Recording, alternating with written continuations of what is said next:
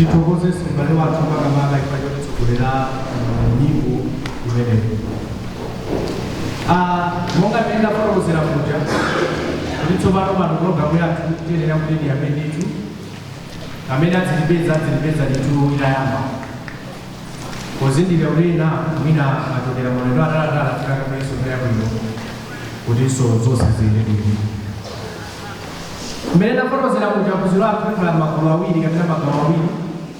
Gawo lathu loyamba limene liphunzire zokhudza magawo asanu ndi mayitanidwe. Kodi magawo asanu ndi mayitanidwe zimayenera kuti ziyende mopanga, ndipo baibulo linafotokoza kuti kani. Tikaphunzira gawo limeneyo, gawo lachiwiri liphunzira zakulapa ndi kuvomereza kodi zinthu zimenezi zimayenda bwanji, ndipo baibulo limafotokoza kuti kani. Ndipo pa nthawi yoyambayo tiyamba ndi phunziro la magawo asanu ndi mayitanidwe limene aliphunzitse ndi mbale wathu amene wayimakali kutsogolo kwatuli, mbale wathu Solomon Moyo.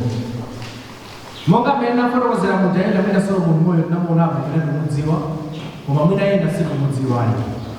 Nechi ndichofunikira kuti timudziwe, ngakhale sitingamufotokoze zonse zokhudza ameneyi, koma zochepa chabe titokhala naye tituzulula ameneyi ndani. Mbale wathu Solomon Moyo ndi wampingo wa Khristu, ndipo anabatizidwa pakanthawi ndithu. Anabatizidwa ku Kasungu kumene wakhala akugwira ndi mpingo kumene konso nthawi yayitali mipingo yosiyanasiyana. Ndipo zaka zitatu zambuyo pamene anabwera kuno ku Lilongwe kumene wakhalanso akuphunzitsa pa sukulu imene ili kuseri kwa zaka zitatu. Nayenso maphunziro ake a baibulo anaphunzira ndithu, ndipo akupitirizabe kuphunzira baibulo. Koma kwa zaka ziwiri analinso ku sukulu ku Zambia School of Biblical Studies, imenenso anakhala zaka ziwiri akuphunzira baibulo. Ndipo panakali pano sula anamaliza kupitirizabe kuphunzira, ndipo anakaphunzira ndithu. Ameneyi ndi wokwatira, ali ndi banja, ndipo alinso ndi ana awiri, ndipo akhalira chikulu. So izo ndizochepa chabe zimene ndingadziwe za mbale ameneyi, komanso mwina ena ndikumudziwa chifukwa wagwirako waphunzitsaponso matchali changapo mwina nthawi muno, kwa ena mwina anamuonapo.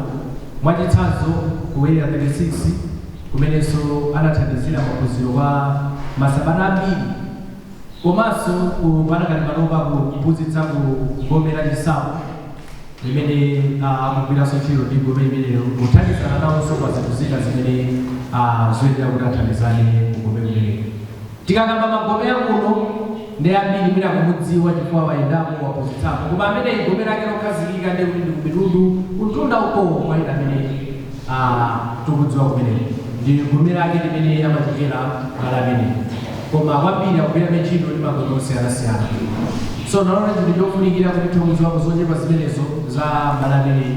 Panonso pazanzi pano amabweraponso kudzatithandiziraponso pa maphunziro ena amene tikamupempha kuti atithandizira.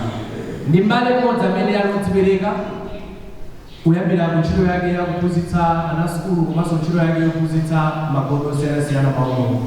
Ndi mbale odzipereka ndithu, ndipo ndi mbalenso amene alokonzekera magome ena akamupempha kuti mwina athandizireponso pa zinthu zina. Mukuzoka kamba naye akuza kumathandizira ndithu padongosolo limene gome linayike kuti atogwirana ntchito. So pa nthawi lenoyo chinthuzo choyenera kuti mbale amene athandiziraponso maphunziro limeneli la magawo asanu, komanso magawo asanu ndi gawo lina la mayitanidwe, kuti amene atiphunzitse maphunziro limenelo la magawo asanu komanso mayitanidwe. So pa nthawi ino ndiye kuti timpatsa mpata amene atotithandizira, atotiphunzitsa, komanso umene ndafotokozera muja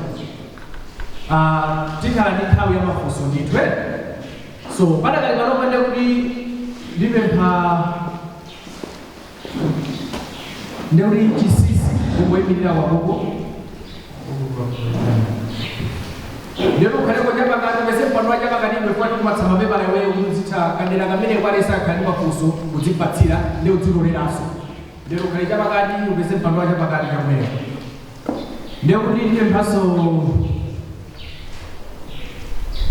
ya John ndiye kuti ukhalesa liyawo. Ukhaleso chapakati. Mungu ayimirira kaiwa kono kuti akone anthu kuti adzidze kuti akusetani. Ukhaleso chapena pake apo. Ndetu lusiyano kweseso malo kulikali apo kuti apo. Ndera muyimirira likanjeo. Luciano kwenesa iyi yayi yakapa.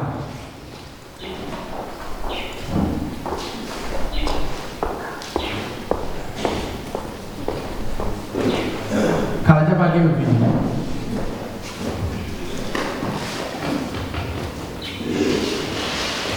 Ya, so imirira sa. Ukale chapakatipo kusakula sokolo.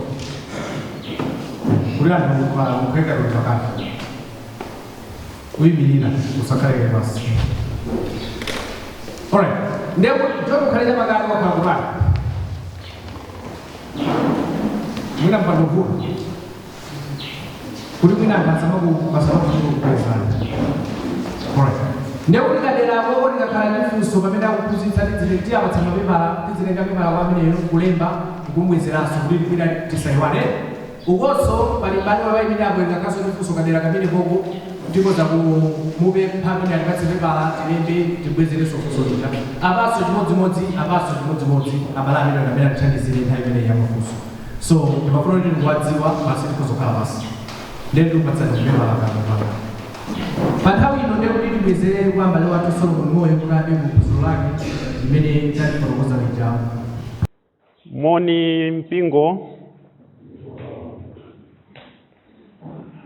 ndi nthawi yopambana imenenso Mulungu watipatsa kuti tikathe kukumbutsanapo mawu ochokera m'buku lopatulika poti mutu waperekedwa kale onena kuti ndiphunzitse pa nkhani ya magawo asanu akupembedza komanso mayitanidwe.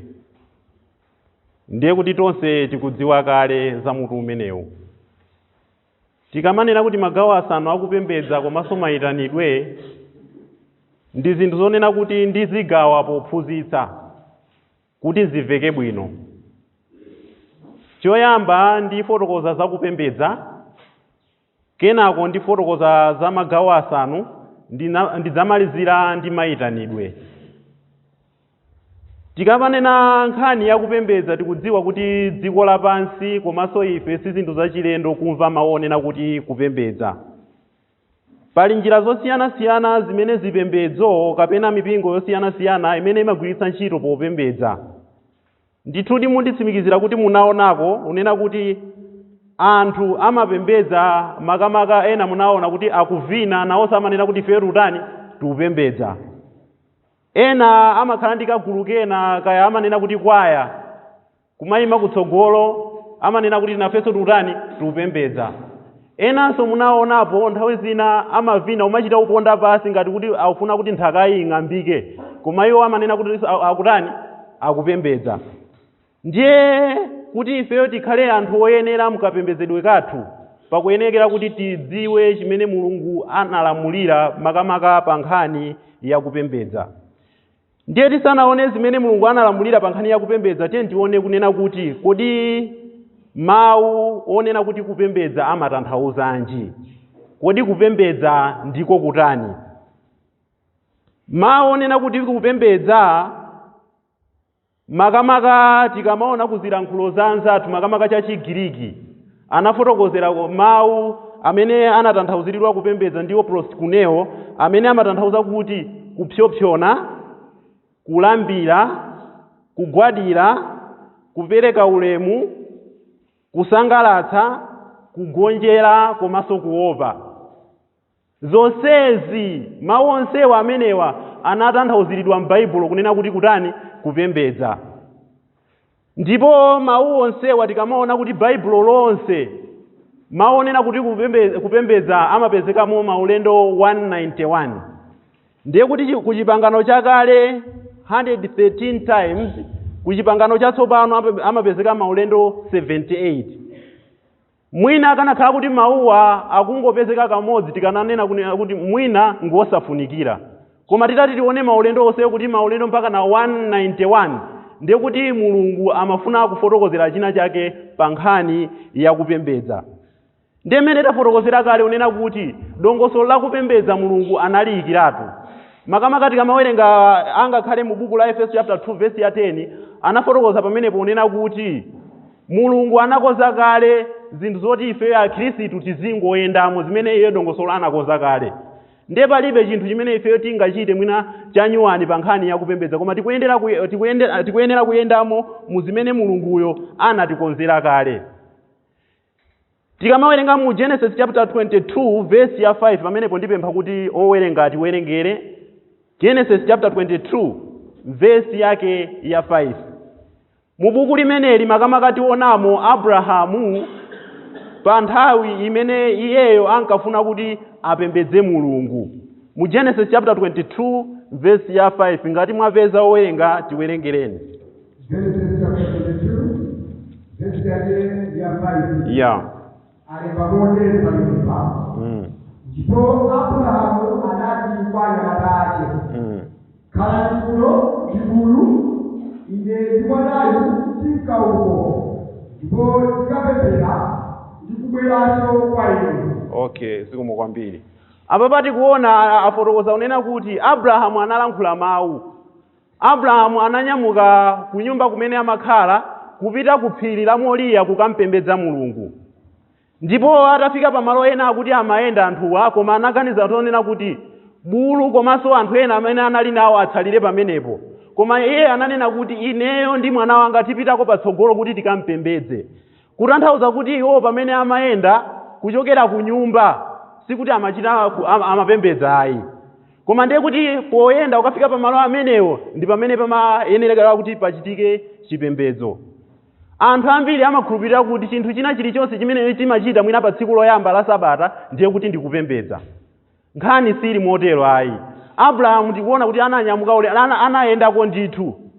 Pokwera bulu samanena kuti akupembedza. Poyenda samanena kuti akutani akupembedza. Kapa pamene amavala samanena kuti akutani akupembedza ayi. Koma tsopano panali zinthu zina zimene zimapangitsa kunena kuti iyeyo anene kuti apembedze. Mmene tanenera maonera kuti kupembedza amatanthauza nditu zinthu zingapo ndipo tizisunge. Kunena kuti kupembedza kumatanthauza kuti kupyopyona ndiye kuti umafuna kuti Mulungu amve bwino. Kulambira ndiye kuti kumasonyeza kuti munthu nthawi zina kuchipangano chakale akuti amagwada basi mwina chafufumimba nkupanga chonchi manjawa atagona iti kumene kwamanena kuti kutani kulambira. Enanso ma Chinese tinaona pamene amapanga chonchi nkumaombetsa kapena mutu pasi kumakhala kuti akutani akulambira. Komanso mmene tinanenera kuti kugwada anthu ena popembedza amatani amagwada. Koma kugwadira kumeneko ndiye kuti magwadira munthu wina wake amene ali wamkulu kuposa ndani kuposa ifeyo. Chifukwa chake anthu ena amalambira angakhale president wa dziko eti kumamulambira, kumampembedza, kumamgwadira zimene tikuona pamenepo. Komanso tinanena kuti kugonjera ndiye kuti munthu wamkulu walankhula iweyo waganiza kuti ndimvere chimene akunena ndi kuchita chimene iye akutani akunena kumenekonso kupembedza. Komanso kuopa malingana ndi buku la Masalimo 89 verse yake ya 7. Masalimo 89 verse ya 7 pamenepo tipemphe mbale owerenga atiwerengere kunena kuti tizionera kuti kupembedza pamenepo anakufotokoza bwanji. Masalimo 89 ndiye Mulungu ayenera kumuopa kwambiri mupo wawena mtima. Ndiye woti Sabata kuposa wose akuzinda. Okay. Akuti Mulungu wamoyo ndi wofunikira kuti timuope. Ndipo pakati pa misonkhano yathu iye akuyenera kukhala wonena kuti munthu tizimuopa. Inde tikudziwa kuti mkati mwa Khristu mumakhala mafumu, mumakhala anthu ena aulemu mapresidenti, koma akuti pakafika nkhani ya nthawi yakupembedza amene tikuyenera kumuopa akhale ndani akuyenera kukhala Mulungu. Ndiye kuopa konso tikunena kuti ndikupembedza. Ndiye kodi mitundu yakupembedza ilipo ingati? Pamene takudziwa kuti kupembedza ndiko kupyopyona, kugwadira, kugonjera, kuopa ndi zina zimene tafotokoza. Mitundu yakupembedza ilipo ingati? Mu Machitidwe chapter 17 verse ya 21 komanso 23 tionapo mtundu wakupembedza umodzi woyambirira umene tikufuna tiuone mu phunziro lathu la lero. Machitidwe chapter 17 21 komanso kulekezera 23. Verse 21 buku la Machitidwe chapter 17. Yeah. Ni pamoja na 21. Koma atene onse ndi alendo akukhalamo anakalisa nthawi zawo. Osachita kanthu kena koma kunena kapena kumva chatsopano. 22. Yeah. Ndipo anayimirirapo pakati pa Areopagi nati, amuna inu Atene, zinthu zonse kuona kuti muli akupembedza. 22. Pakuti popita ndikuona zinthu zimene muzipembedza, ndipezanso kuwa nsembe zolembedwa motere kwa Mulungu wosadziwika, chimene muzipembedza wosadziwa. Okay, zikomo kwambiri. Apa tikuona gulu lina kunena kuti ku Atene kunali anthu amene amapembedza, koma kuti pakupembedza kwawo iwo ankafuna kuti nthawi zonse azimva zinthu zanyuwani zatsopano. Ndipo Paulo anafotokozera anthu amenewa kuti amapemphera koma kosatani kosadziwa.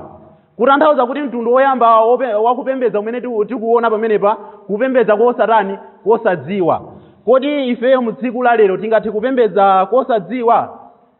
Zitha kuchitika pakati pathu mwina mipingo yathu magome osiyanasiyana amene timachoka kupembedza koma kosatani kosadziwa. Makamaka pamene tikupanga zinthu mu nthawi ya chipembedzo zimene Mulungu sanazilamulire kuti ndikupemphera, kuti ndi chipembedzo. Ngati tipanga zimenezo abale, ndiye kuti ifeyo tipembedza koma kosatani kosadziwa. Komanso anthu ena amapembedza kosadziwa pokhala kuti akupembedza koma chikhulupiriro chawo mwa Mulungu palibe. Akungokayikira kuti mwina kuli Mulungu wina amene tamuyiwalako kulika ndi Mulungu wa mtundu wanji kaya ameneyo. Munthu ngati akupembedza moteremo ndiye kuti akupembedza kosadziwa. Ndiye Paulo anawalamulira anthu aku Atene unena kuti amafuna wauze zakupembedza kumene kuli kuona osati kosadziwako. Kumeneko mtundu woyamba wakupembedza. Wachiwiri tiye tiuone m'buku la Mateyu chapter 15 verse 7 komanso verse lake la 8.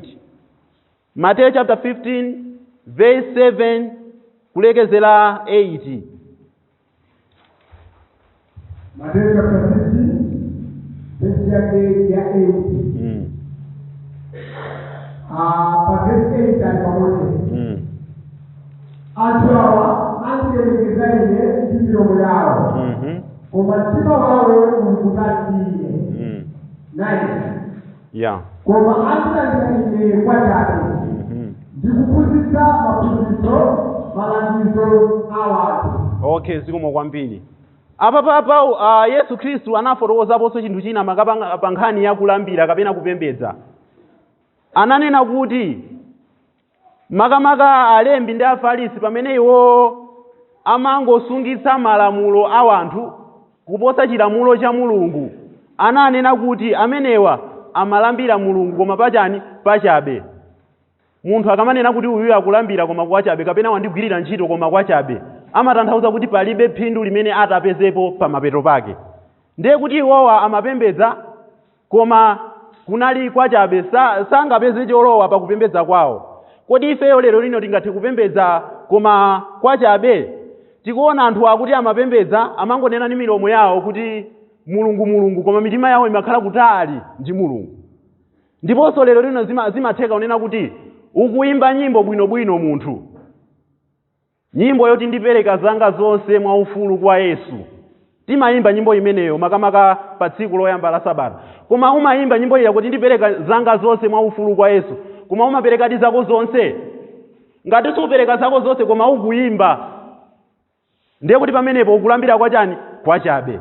Chifukwa munthu wolambira koona akuyenera kuti pamene akuyimba, pamene zimene akulankhula ndi mulomo wake zizigwirizana ndi zimene iye akuchita. Koma nthawi zambiri sititero ayi. Nthawi zina timapanga, munthu akati tipemphere timapemphera kupanga amen, koma makhala kuti mtima wathu mwina uli kolima chimanga kwina kwake. kapena kuti mwina tigulitsa chinangwa kwina kwake, kapena kuti tiuyenda koma tapanga amene ndithu munthu akamapemphera, kutanthauza kuti kulambira kumeneko ndithu ndi kwachabe, sipadzakhala cholowa pamapeto pake. Ndi zimene Mulungu akufotokozera pa vesi imeneyi. Ndiye palinso mtundu wina wakulambira umene tiupeze pa Genesis chapter 4 vesi yake ya 4 kulekezera 7. Pa buku limeneli timaonaponso kulambira kwa mtundu wina kumene anachita anzathu a chipangano chakale. Kodi zinali motani? Mu Genesis chapter 4 kuyambira vesi ya 4 komanso 7 vesi. Verse 4. Yeah. Ndiponso Abele anatenga Yesu mwana woyamba wa nkhosa zake ndi mafuta omwe. Yehova ndipo anayang'anira Abele ndi nsembe yake. 5. Koma sanayang'anira Kaini ndi nsembe yake. Kaini ndipo anakwiyika kwambiri, niimba nkhope yake. Ndipo Yehova anati kwa Kaini, ukwiyirati yamverati nkhope yako. Ukachita zabwino tunzalandiliro kodi, ukaleka kuchita zabwino uchimo ukadama pakhomo. Kwa iwe kudzakhala kulakalaka kwace, ndipo iwe udzalamulira iye. Okay, zikomo kwambiri. Apa tikuonanso kulambira kwa mtundu wina kumene Kaini anachita. Tikamawerenga vesi imene tikuona kuti Kaini amapembedza komanso Abele amapembedza. Ndipo anthu onsewa popembedza tikuona kuti chipembedzo cha wina chinalandirika, makamaka cha Kaini, cha wina sichinalandiridwe. Ndiye pa mavesi amenewo nthawi zina tikamawerenga, nthawi zina sitingamvetse bwino nena kuti kodi chipembedzo cha Kaini chinalandiridwa chifukwa chani? Chipembedzo cha Abele chinalandiridwa chifukwa chani? Nanga cha Kaini chinakanidwa chifukwa chani? Cha Kaini chinakanidwa chifukwa chonena kuti anapembedza malingana ndi kufuna kwa iye mwini, osati kufuna kumene Mulungu anamuwuza kuti apembedzere. Ndipo zimene timazipeza bwino makamaka tikamawerenga pa Hebrew chapter 11 verse ya 4. Pa nkhani yonena kuti chipembedzo cha Abele chinalandiridwa chifukwa anapereka ndi chikhulupiriro. Tikamanena kuti ndi chikhulupiriro ndiye kuti anachita zimene Mulungu anamulamulira. Ndiye kuti Mulungu analankhula ndithu kuti sembe chipembedzo mukuyenera kuchita motere. Ndiye chifukwa chake Abele atachita analandiridwa. Koma Kaini ndiye kuti sanachite malingana mmene Mulungu anamuwuzira ayi. Chifukwa chake Kaini chipembedzo chake akuti Mulungu sanalandire ayi. Ndiye tikuona pamenepo mtundu wakupembedza unena kuti pali kupembedza kwina, kupembedza konena kuti ineyo ndafuna kuti ndipembedze motere, osati mmene Mulungu walamulira. Pali buku nthawi zina limene timagwiritsa ntchito makamaka pogwiritsa ntchito pa chopereka. Timalankhula kuti munthu apereke monga mmene iye wafunira ere. Munthu apereke monga mmene iyeyo wafunira. Timazipetsetsa moteromo. Ndipo timapereka wafuna kuti ndipereke 20 kwacha, umapereka ti mmene iweyo wafunira. Kaya waganiza kunena kuti ineyo sindipereka, ndipo pamakhala kuti palibe wokufunsa chifukwa umanena kuti ineyo ndafuna kuti ndisapereke. Ndiye tikamaona kupembedza kuonena kuti iweyo wafuna osati kumene kuti Mulungu wafuna, ndiye kuti kumakhala kuti ndi chipembedzo chosalandiridwa pamaso pa Mulungu. Koma ngati tikufuna kuti ifeyo tipemphere koyenera kuti chipembedzo chathu Mulungu alandire, tipembedze kapena tipereke chipembedzo chathu malingana ndi mmene Mulungu analamulira. Ndiye kuti chipembedzo chimenecho Mulungu adzachilandira. Palinso chitsanzo china chakupembedza kwa mmene munthu anafunira mu Levitical chapter 10 verse ya 1. Levitical chapter 10 verse ya 1.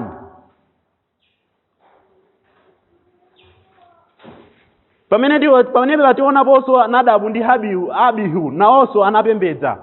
Koma kuti kupembedza kwawo anachita zimene iwo amafuna osati zimene Mulungu amafuna ayi. Tiwerenge pa Levitical chapter 10 verse ya 1. Yeah. Ndipo ana wa Aroni Nadabu ndi Abihu anatenga sembe mbali yake ya zofukiza naikapo moto naikapo zofukiza nabwera nawo pamaso pa Yehova moto wa chilendo umene sana wauza.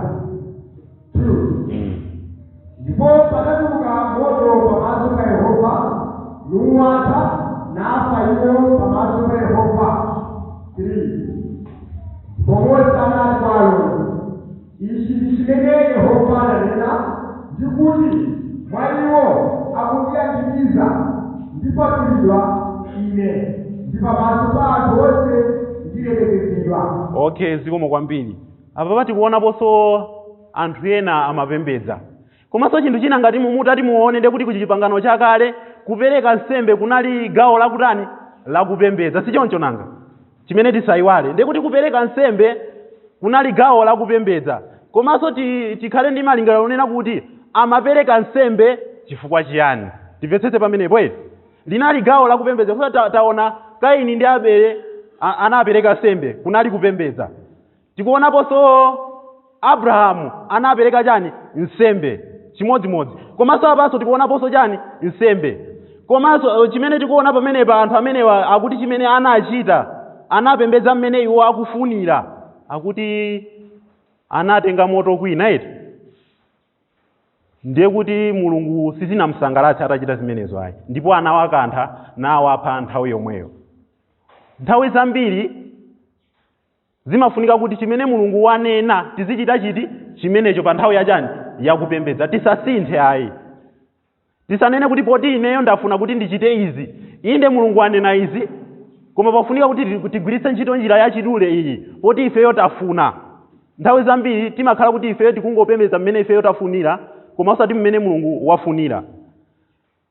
Ndinali kumalo ena anafotokozapo unena kuti ifeyo kwathu makamaka zipaso za mpesa zikasowa nanga tisaleke kupembedza ngati timangotengako Coca-Cola nkuthira m'matani m'makapu chifukwa chonera kuti zipaso za mpesa zatani zasowa. Kumeneko ndiye kuti ndikupembedza kumene iwo afuna osati kumene Mulungu watani wafuna. Ndipo ngati Mulungu sakukanthani lero koma tsiku lina adzakutani adzakukanthani ndithu, mudzafa ndithu. Nthawi zina utokhala mpingo onena kuti uwu ndi mpingo ndithu, anthu ena tinalembapo kuti Church of Christ, koma ngati kupembedza kwathu timachita zimene ifeyo tafuna osati zimene Mulungu wafuna, ndiye kuti tsiku likubwera Mulungu adzationetsera kuti zonse zimene timapanga zinali zachabechabe. Anthu ena nthawi zina timanena kuti koma chifukwa chonena kuti mkate fulawo wasowa tingotengako basi mkute wadzulo ndikunyema eti nanga tingokhaliratu ngati tinyemenyeme pang'ono basi tipange chani mgonero wa Ambuye. Zimene zija ndi zimene ifeyo tatani tafuna osati zimene Mulungu watani wafuna. Ndiye pakuchita zimenezo tizakhala kuti ifeyo tikutani tikumuchimwira Mulungu chifukwa chipembedzo chimene tikupereka si chimene Mulungu analamulira koma chimene ifeyo tatani tafuna tagwirizana kuti tipange mwakuti. Vuto linali ndi Nadabu ndi Abihu akuti anatenga moto wachilendo. Tikamawerenga mu Levitical chapter 16 verse 12 kulekezera 13 timaona unena kuti moto umayenera kutengedwa pa guwa la nsembe umene amayenera kukawotchera chani zonunkhira, koma iwo ndiye kuti anatenga kwina kumene Mulungu sananene ayi. Ndiye pakuchita chimenecho Mulungu anawaononga. Ndipo ngati ifeyo timapembedza mmene ifeyo takhumbira, mmene takhumba kuti tipange motero osati zimene Mulungu analamulira, ndiye kuti ifeyo tsiku lina Mulungu angakhale akutilekerera apapa mwina ali ndi chifuniro chonera kuti tilape koma tsiku lina adzatiwononga ndithu, adzatiwononga. Ndiye kupembedza kumeneko sikofunika kuti ifeyo akhristu tizipanga kupembedza kumene ifeyo tafuna kuti tichite mwakuti ayi, koma mmene Mulungu wafunira ifeyo tingotsatira zimene Mulungu anayika kale. Kupembedza kwa mtundu wina kumene tikufuna tiuonepo tikuone makamaka pa Yohane chapter 4 verse ya 23 komanso 24. Yohane chapter 4 verse 23 kulekezera 24 tionepo zakupembedza kwa mtundu wina pamenepa. Chapter 4 verse ya 23.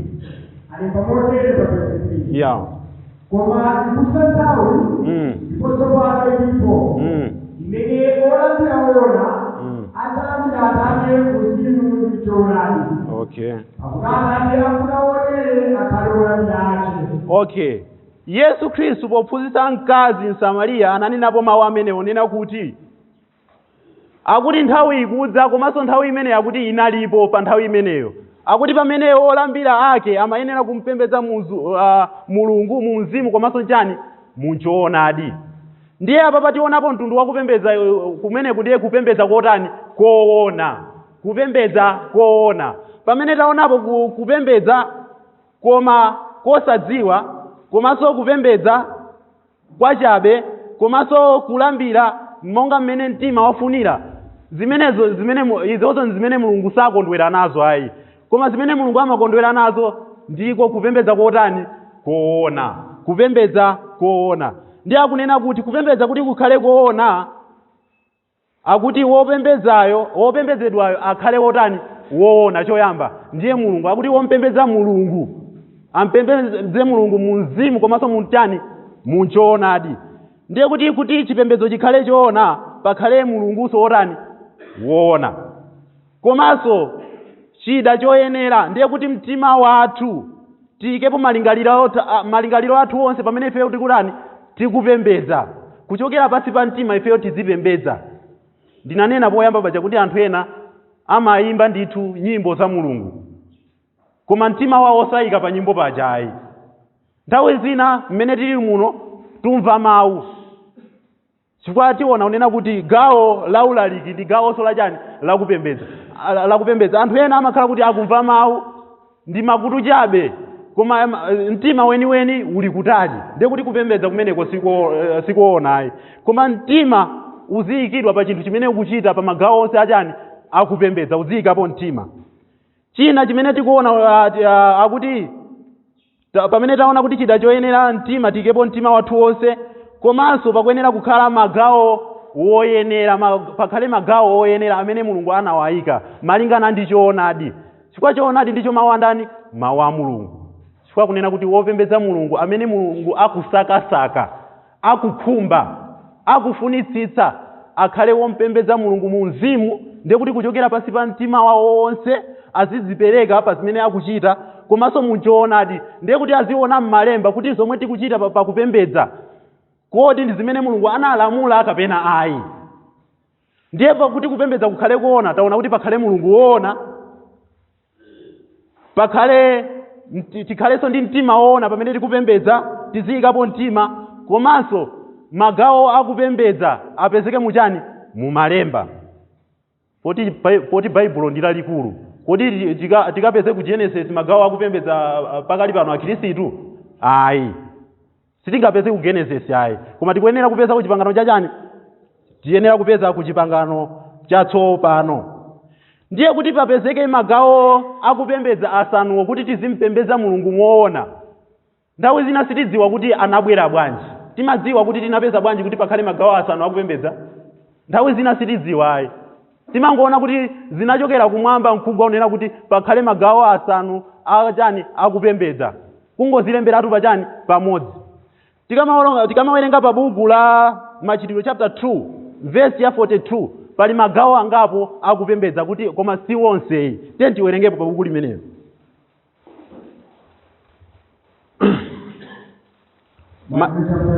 Machitidwe chapter 2 verse yake ya 42.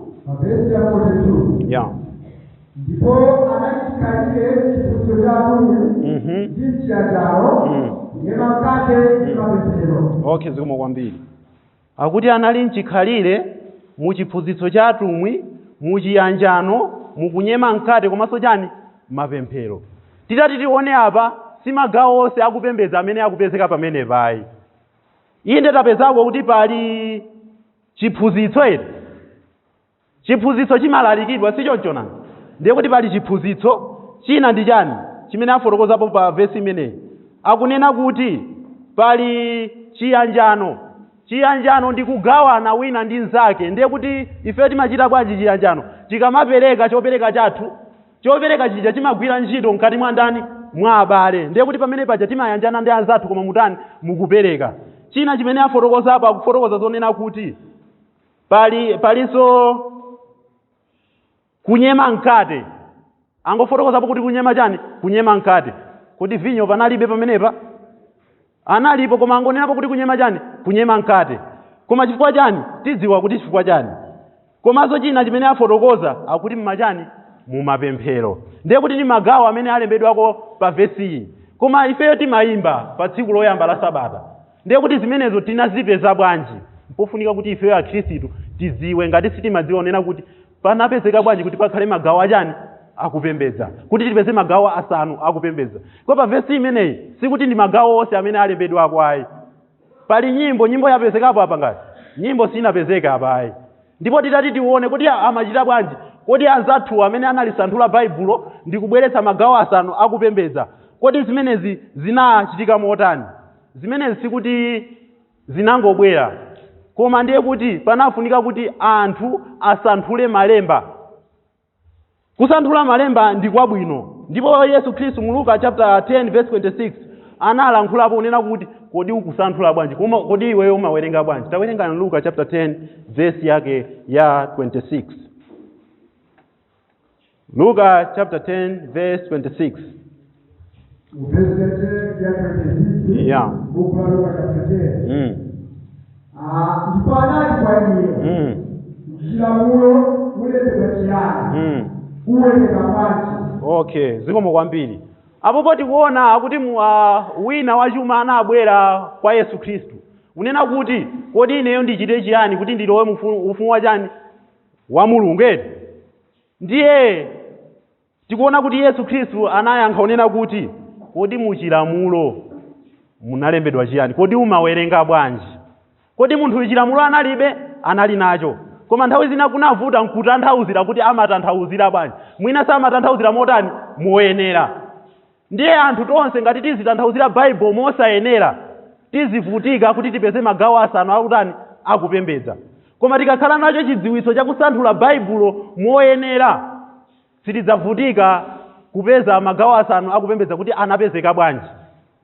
Komanso buku lina limene limatithandizira unena kuti tidziwe unena kuti kuwerenga bwino ndi koyenera. Ngati iweyo sudziwa, ufunse anthu ena amene amatha bwino. Ndi buku la Machitidwe chapter 8 verse yake ya 30. Tionaponso mdindo anadzichepetsa pamenepa. Machitidwe chapter 8 verse yake ya 30. Machitidwe 8:30. Yeah. Ndipo Filipo anatamalira. Namba ile alikuwerenga Yesaya mwenyewe. Yeah. Mfanani. Kodi muzikira chimene kuwerenga. Komanani ndingategani popanda munthu wotitsogolera ine. Okay, zikomo kwambiri.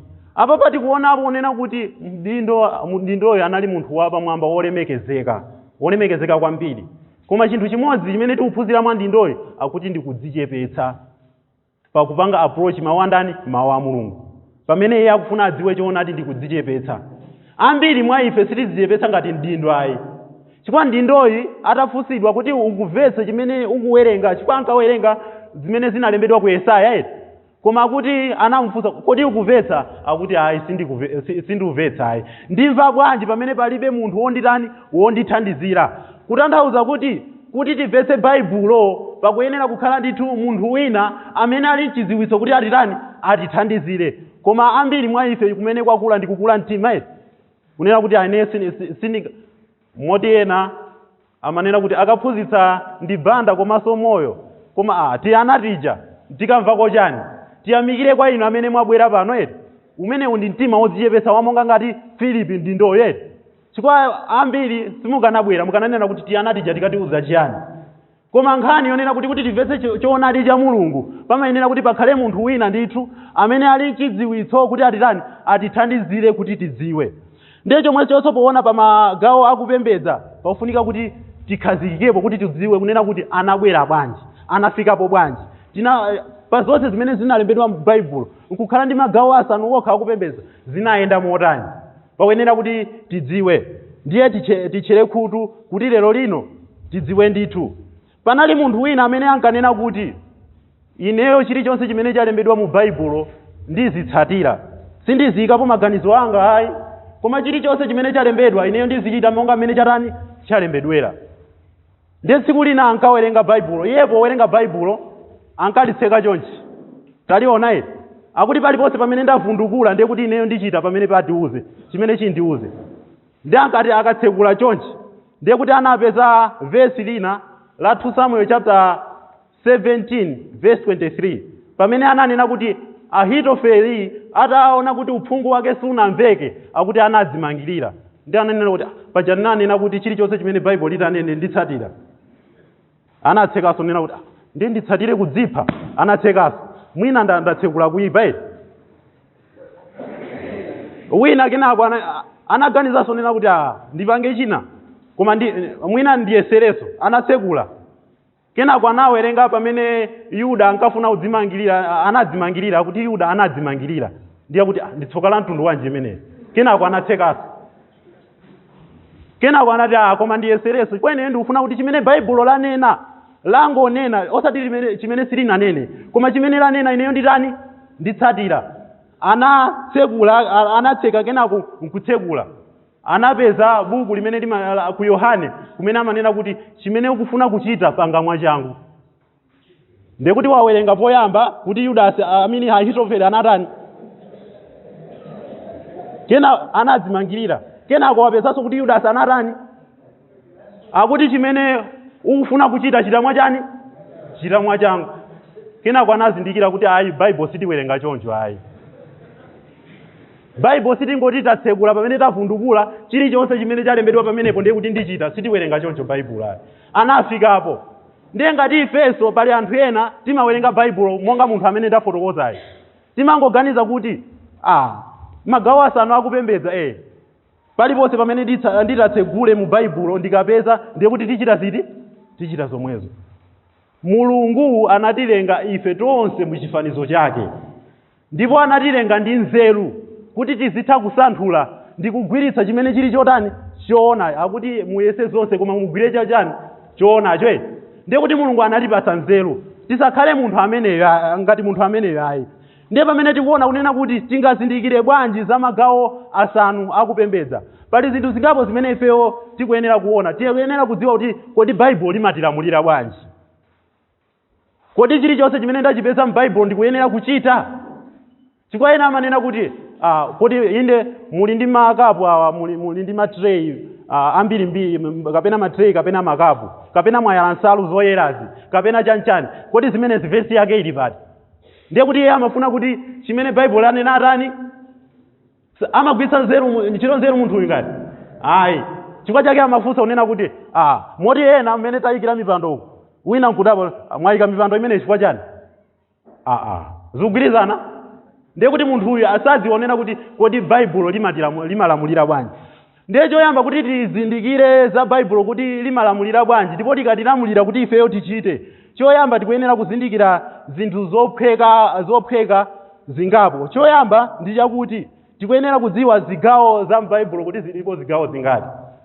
Tili ndi chipangano chakale komanso chipangano chachani chatsopano. Zigawo ziwiri zikuluzikulu. Kenako tikuyenera kudziwa kuti kodi pali nthawi zingati zikuluzikulu. Pali nthawi zingati zitatu nthawi ya makolo, nthawi ya Mose komanso nthawi ya ndani ya Yesu Khristu. Kutanthauza kuti iwe ngati ufuna udziwe choona chokhudzana ndi chipembedzo ukasanthula ku Genesis ngati koma usanthula kucha ku chipangano ndithu chatsopano, chipangano chimene chinabwera ndi Mulungu kudzera mwa Yesu Khristu. Ndiye mu nthawi zonsezi zimene tikuonera tikuona kuti nthawi ya makolo imayambira pamene dziko linalengedwera kulekezera pa phiri la Sinai. Ndipo chipangano cha Mose kamenena kuti nthawi ya Mose imayambira pa phiri la Sinai kulekezera pa mtanda kapena kunena kuti pamene Yesu anafa nakhoma chilamulo cha Mose pa mtanda. Komanso timaona kuti nthawi ya Yesu Khristu imayambira kuti Yesu wauka tsopano. Yesu wauka makapanga especially pa tsiku la Pentecost. Tikuona kuti chilamulo cha Yesu chikutani chikukhazikika.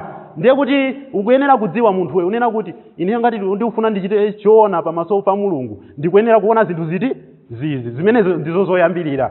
pali anthu ena akamawerenga buku la Luka lija tinawerenga lija chapter 10 verse ya 26 pamene Yesu ankamuwuza munthu uja unena kuti pamene anafunsa kodi nditani kuti ndipulumutsidwe kapena ndikalowe mu ufumu wakumwamba, anamuwuza kuti usunge chilamulo. Ndi anthu ena amaphunzitsa unena kuti nafenso tikuyenera kusunga chilamulo cha Mose. Kodi nzoona?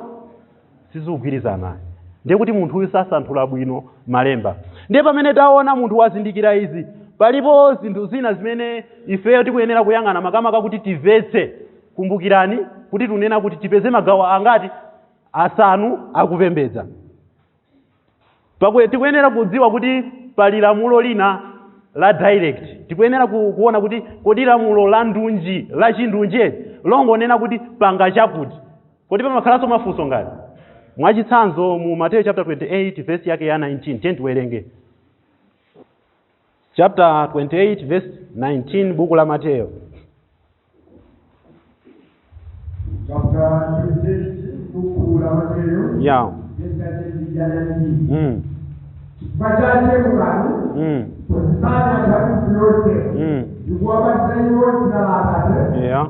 Yamana ndiyazimoya. Okay, zikomo kwambiri. Apa pali lamulo akuti chifukwa chake mukani. Mukatani? Mukaphunzitse. Ndi kuti mukani mukaphunzitse. Paliso zoti ndiganizirekayo unena kuti kodi kupita, kodi amapita bwanji? Paliso zoganizira apa. Iyi ndi lamulo ndithu lapoyera unena kuti akunena kuti pita, iwe ungonyamuka kutani? Kupita. Limenelo ndi lamulo la chani? La chindunji kuti chita chakuti. Pali m'Baibulo limene zinthu zina zimene linatiuza za direct kuti chitani ichi. Ndipo kuyenera kutani? Kuchitadi. Osati zija tinaona pambuyo paja unena kuti Yuda anadzimangirira chanchani nanenso nditani ndichite. Zimenezo ngati. Koma pali zinthu zina Yesu anena kuti mukani kalalikireni. Iwenso ufunsafunso nyamuka. Ndiye kuti limenelo ndilo lamulo la chindunji kapena lamulo lapoyera, lamulo lolunjika. Longonena kuti chita chakuti iweyo kuyenera kutani? Kutsatira.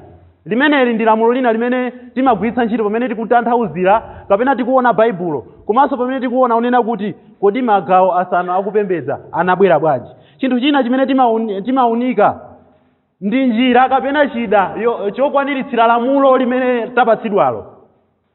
Pa Matthew chapter 28 verse 19 paja anena kuti mukani mukalalikire, pitani mukalalikire. Koma anenapo njira kuti muyende pa galimoto kapena muyende wapasi, muyende pa Honda kapena chanchani. Afotokozapo ngati? Ndiye chida paufunika nchida ndithu chimene mufunika kuti inuyo mugwiritse ntchito. Pokwaniritsa lamulo lonena kuti chani? Mupite. Kaya mugwiritsa ntchito njinga ya moto, kaya ndi galimoto, kaya ndi chani? Mwachimwa ngati? Simnachimwe. Koma wina athonena kuti mesa anangonena kuti pitani. Ndiye inuyo mukwera pa galimoto bwanji. Amene akupesa Baibulo? Mesa Yesu ankayenda wapasi. Ndiye inuyo mukwera galimoto bwanji. Nanunso osayenda wapasi bwanji. Chilipo chipembedzo china chimayenda mitunda yaitali koma wachani? Wapasi. Ati chifukwa chonena kuti Yesu ankayenda wachani? Wapasi. Kodi zikugwirizana? Tinapatsidwa yende lamulo pitani. Koma za njira imene titagwiritse ntchito ponyamuka, imeneyo talamulidwa ngati? Ndiye kuti imeneyo tigwiritse ntchito chani? Nzeru. Ndiye tikagwiritsa ntchito nzeru ndiye tinene kuti lemba lili pati limene ananena kuti uyende pa njinga. Nzeru tazigwiritsa ntchito bwino ngati? Ndiye fundo ina imene timagwiritsa ntchito ponena kuti tione kuti lamulo kodi Mulungu amatilamulira bwanji. Ndilo chida chimene titagwiritse ntchito kukwanitsa lamulo pa Chizungu amati expedience. Ndiye kuti ndi njira imene titigwiritse ntchito kuti lamulo lapatsidwa poyera lija litani? Likwaniritsidwe. Chimene chikutiwuzanso kuti sipangakhale expedience popanda lamulo lotani? Lolunjika. Tamvetsetsa kale? Sipangakhale njira yogwiritsira ntchito pamene palibe chani? Palibe lamulo. Pamakhala expedience pokhapokha pali chani? Pali lamulo. Pamakhala njirayo pokhapokha pali chani? Lamulo lapoyera. Koma ngati palibe lamulo lapoyera ndiye kuti expedience so pali chani? Palibe. Timvetsetse pamenepo. Tikumbukira bwino lomwe unena kuti Noah anauzidwa kuti aseme chombo ndi kugwiritsa ntchito mtengo wa njale. Kodi ananena kuti usagwiritse kapena ugwiritse ntchito hamala kapena mwala? Ananena? nde wina ndeno kutenga mwala kukhomera chombo kapena kutenga kayankhwangwa kumapanga zonsezo ndi azinena kuti ndi ndani anakuuza kuti ugwiritse ntchito nkhwangwa munthu uya akuganiza mwanzeru sakuganiza mwanzeru ayi ndi angakhale pamene tikusanthula pa magawo akupembedza tiye tikhale nazo zinthu zikunena kuti mulungu anatilamulira kuti chitani chakuti koma pali zinthu zina anatisiyira kwa ife unena kuti anthu anganzeru apanga mmene mufunikiramo tamvetsetsa kaya chinthu china kuti tipeze magawo akupembedza kapena kusanthula baibulo fundo izi timagwiritsa ntchito makamaka pa kusanthula baibulo popanga interpret kapena kutanthauzira baibulo ndi njira imene timanena kuti kuganiza kotani koyenera pa chizungu amati implication ineyo ndikakuonani umene muliri apa munomo chinthu china ndiye kuti chibweramo m'maganizo ndiye kuti munalowa sichoncho nanga angakhale kuti mwina ninatsizina apapa panalibe munthu wina aliyense mwina ninatsizina kenako kungopezeka kuti inuyo mwadzaza mmene mwadzadziramo chimene chibwere m'maganizo onena kuti inuyo munatani munalowa mwachokera ndithu kwina kwake sichoncho nanga kodi zalembedwa pena pake kuti anthuwa analowa ayi koma ndagwiritsa ntchito chani mutu chimodzimodzi tikamaphunzira masamu amanena kuti sikweya masaizi onse amakhala otani ofanana olo atatipatsa kuti side imodzi atipatsa kuti ndi 5 kuli 5 centimeters ndiye kuti timadziwa kuti masaidi ena onse ndi chani chifukwa chake nchani ndi sikweya sichoncho nanga ndiye mulungu anatipatsa kuti ifeyo tizigwiritsa ntchito chani nzeru pochita zinthu munthu sanganene asabwere unena kuti nanga mwagwiritsa ntchito bwanji mbale polandira chopereka kapena tebulo linalembedwa patili kuti kutsogolo kuzikhala tebulo nanga nyimbo buku la nyimbo ndipanda analemba kuti tizigwiritsa ntchito buku la nyimbo zinalembedwa koma munthu nzeru zimakuuza nyimbo buku la nyimbo ndi expedience kugwiritsa ntchito buku la nyimbo ndi expedience ndi njira yokwaniritsa lamulo church building palipo analemba kuti tizigwiritsa ntchito church building ayi koma mulungu poti anatipatsa nzeru tikuyenera kuganiza inde lamulo lilipo lonena kuti osaleka kusonkhana chani pamodzi koma kuti tikwanitse lamulo limeneli kuti tikasonkhane pasi pa mtengo nthawi ya mvula ayi okay timbange nyumba tachimwa wina nkumafunsa kodi lemba lake lili pati kodi mwatani akulu nkhani ndionera kuti anthu mulungu anatipatsa chani nzeru kuti tigwiritse ntchito tiganizenso motani moyenera pa machitidwe chapter 9 verse ya 18 timawerengapo kuti Saulo anabatizidwa machitidwe chapter 9 verse ya 18 tawerengani mbale verse ya 18 ndipo pomwepo padagwa kuchoka masomo ake katimapa mpalekenyaso 19 palekemuka nabatizidwa ndipo analandira chakudya nawanatoka okay zikomo kwambiri tikamaona onena kuti apapa akunena kuti Saulo anabatizidwa kuti munthu abatizidwe amangodzuka basi nkubatizidwa ayi pamayenera kuti amve uthenga wabwino akhulupirire alape avomereze Yesu Khristu kenako atani abatizidwe ndiye tikamaona kuti Saulo anabatizidwa angakhale zina zonsezo sizinalembedwa papa koma mukuganiza kwathu kwabwino kuti munthu akafike kuti wabatizidwa amayenera kutsatira zinazo ndiye kuti titopanga chigamulo choyenera unena kuti Paulo anatani anakhulupirira komanso analapa anavomereza Yesu Khristu kenako kutani nkubatizidwa munthu sunganene kuti poti verse ili kunena kuti Paulo anangobatizidwa ndiye kuti kulapa ndiye kuti si lamulo lonena kuti munthu alape polowa mu mpingo wa Khristu munthu akutanthauzira bwino sakutanthauzira bwino ayi chifukwa tawerenga ndiye chigamulo choyenera kapena kuganiza koyenera kumabwera pamene tawerenga mavesi ena ochuluka mu baibulo pa chiphunzitso chiti chomwecho chiphunzitso chimene tikuona apa ndi chiphunzitso cha chipulumutso munthu angapulumutsidwe bwanji amayenera kumva mawu kukhulupirira kenako alape machimo ake akalapa machimo ake kenako avomereze Yesu Khristu nkubatizidwa ndiye ngati tikuona kuti Paulo anabatizidwa ndiye kuti zonsezi anazitani anazichita angakhale pa vesi sanalembe ndiye munthu wina sangabwere kunena kuti nchifukwa chani apa Paulo anangobatizidwa ndiye kuti sanakhulupirire ndiye kuti kukhulupirira kulibe ntchito ndiye kuti munthu ameneyo sakupereka chigamulo choyenera makamaka posanthula makamaka kutanthauziraso baibulo. China chimene timagwiritsa ntchito makamaka kuti tidziwe lamulo ndiwo kupenya zitsanzo. Inde munthu uja ankaona zitsanzo onena kuti Ahisofeli anadzimangirira si choncho nanga. Koma ndi chitsanzo chimene iye amayenera kutsatira? Ayi. Judas anadzimangirira. Ndi chitsanzo chimene iye amayenera kutsatira? Ayi. Ndiye tikuona kuti chinthu china chimene tikuyenera kumagwiritsa ntchito pamene tikuona mu Baibulo tikuyenera kuona zitsanzo. Kodi Yesu Khristu anachita motani? Kodi atumwi anachita motani? Tikamawerenga mu Exodus chapter 25 verse 9 akuti Mose anachita mmene Mulungu anamuonetsera. Kutanthauza kuti chitsanzo ndi chofunikira. Nthawi zina tiziona zitsanzo za anzathu. Chifukwa chake Paulo ananenanso unena kuti khalani onditsanza ine pamene ine nditsanza ndani? Yesu Khristu.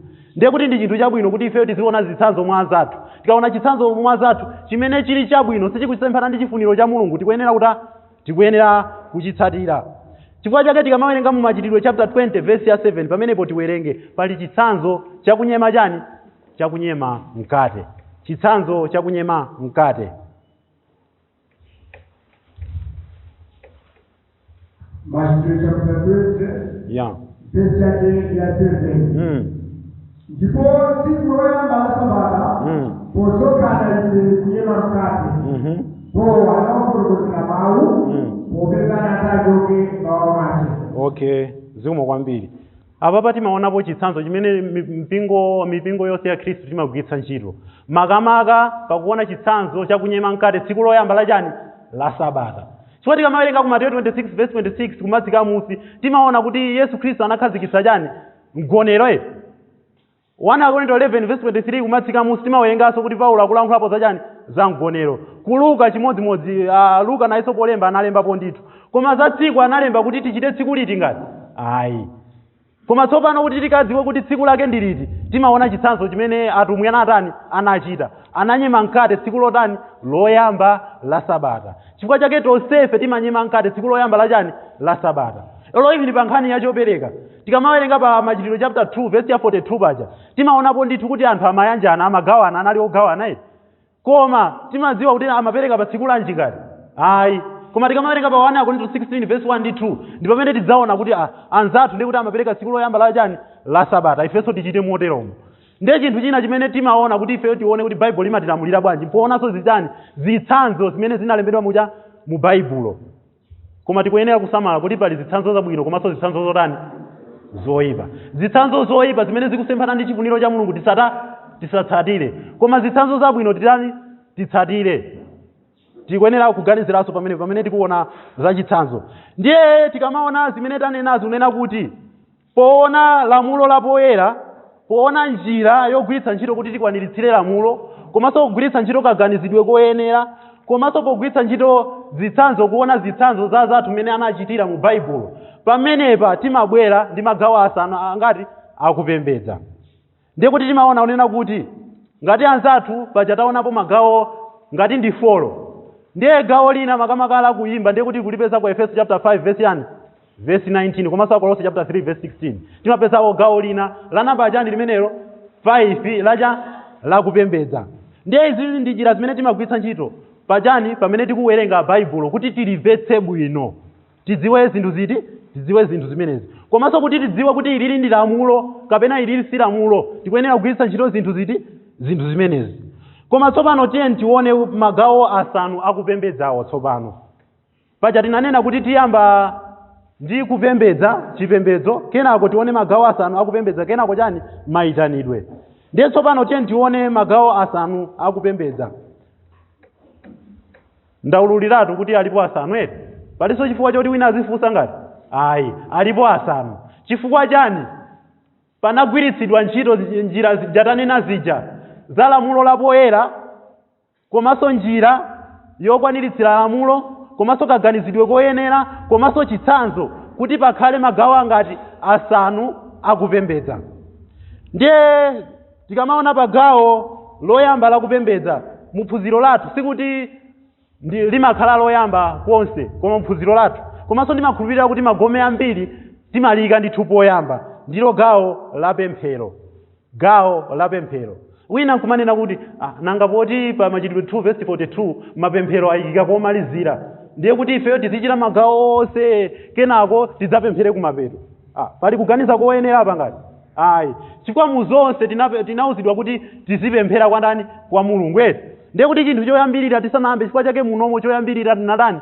Tinapemphera kupemphera. Ndiye pemphero ndi gawo loyamba la kupembedza. Gawo limeneli la kupembedza mipingo yambiri taliwononga. Anthu ambiri timakhala ndi pemphero koma longotsekulira ndi pemphero komanso kutsekera kapena kupempherera mkate, koma osati gawo la kupemphera palokha. Tamvetsetsa kale?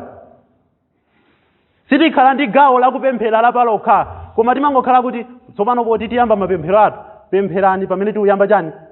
Mapemphero athu. Ni nthawi ya mkate, pempherani chifukwa cha mkate.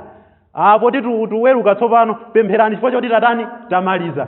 Sitikhala nayo nthawi yonena kuti tipemphere moonamo. Pa 1 Timoteyo chapter 2 verse ya 1 tiwerengepo zimene Paulo analembera kwa Timoteyo, zimene amayenera kuti auze mpingo. Chifukwa Paulo analembera Timoteyo onena kuti zimenezi ndikuuza kuti udziwe mmene anthu akuyenera kukhalira mu mpingo wa Mulungu. Anthu ena amatiposa amakhala ndi gawo la kupembedza la palokha, koma ifeyo ampingo wa Khristu khaya kuti timakhala ndi gawo la kupembedza monga la pemphero, koma nthawi zina timangokhala ndi pemphero lotsekulira ndi lotsekera, kapena pemphero chifukwa chonena kuti tikupempherera cha mkate. Tione zinthu zimene tikuyenera kuchita pamene tikupemphera. 1 Timoteyo chapter 2 verse yake ya 1.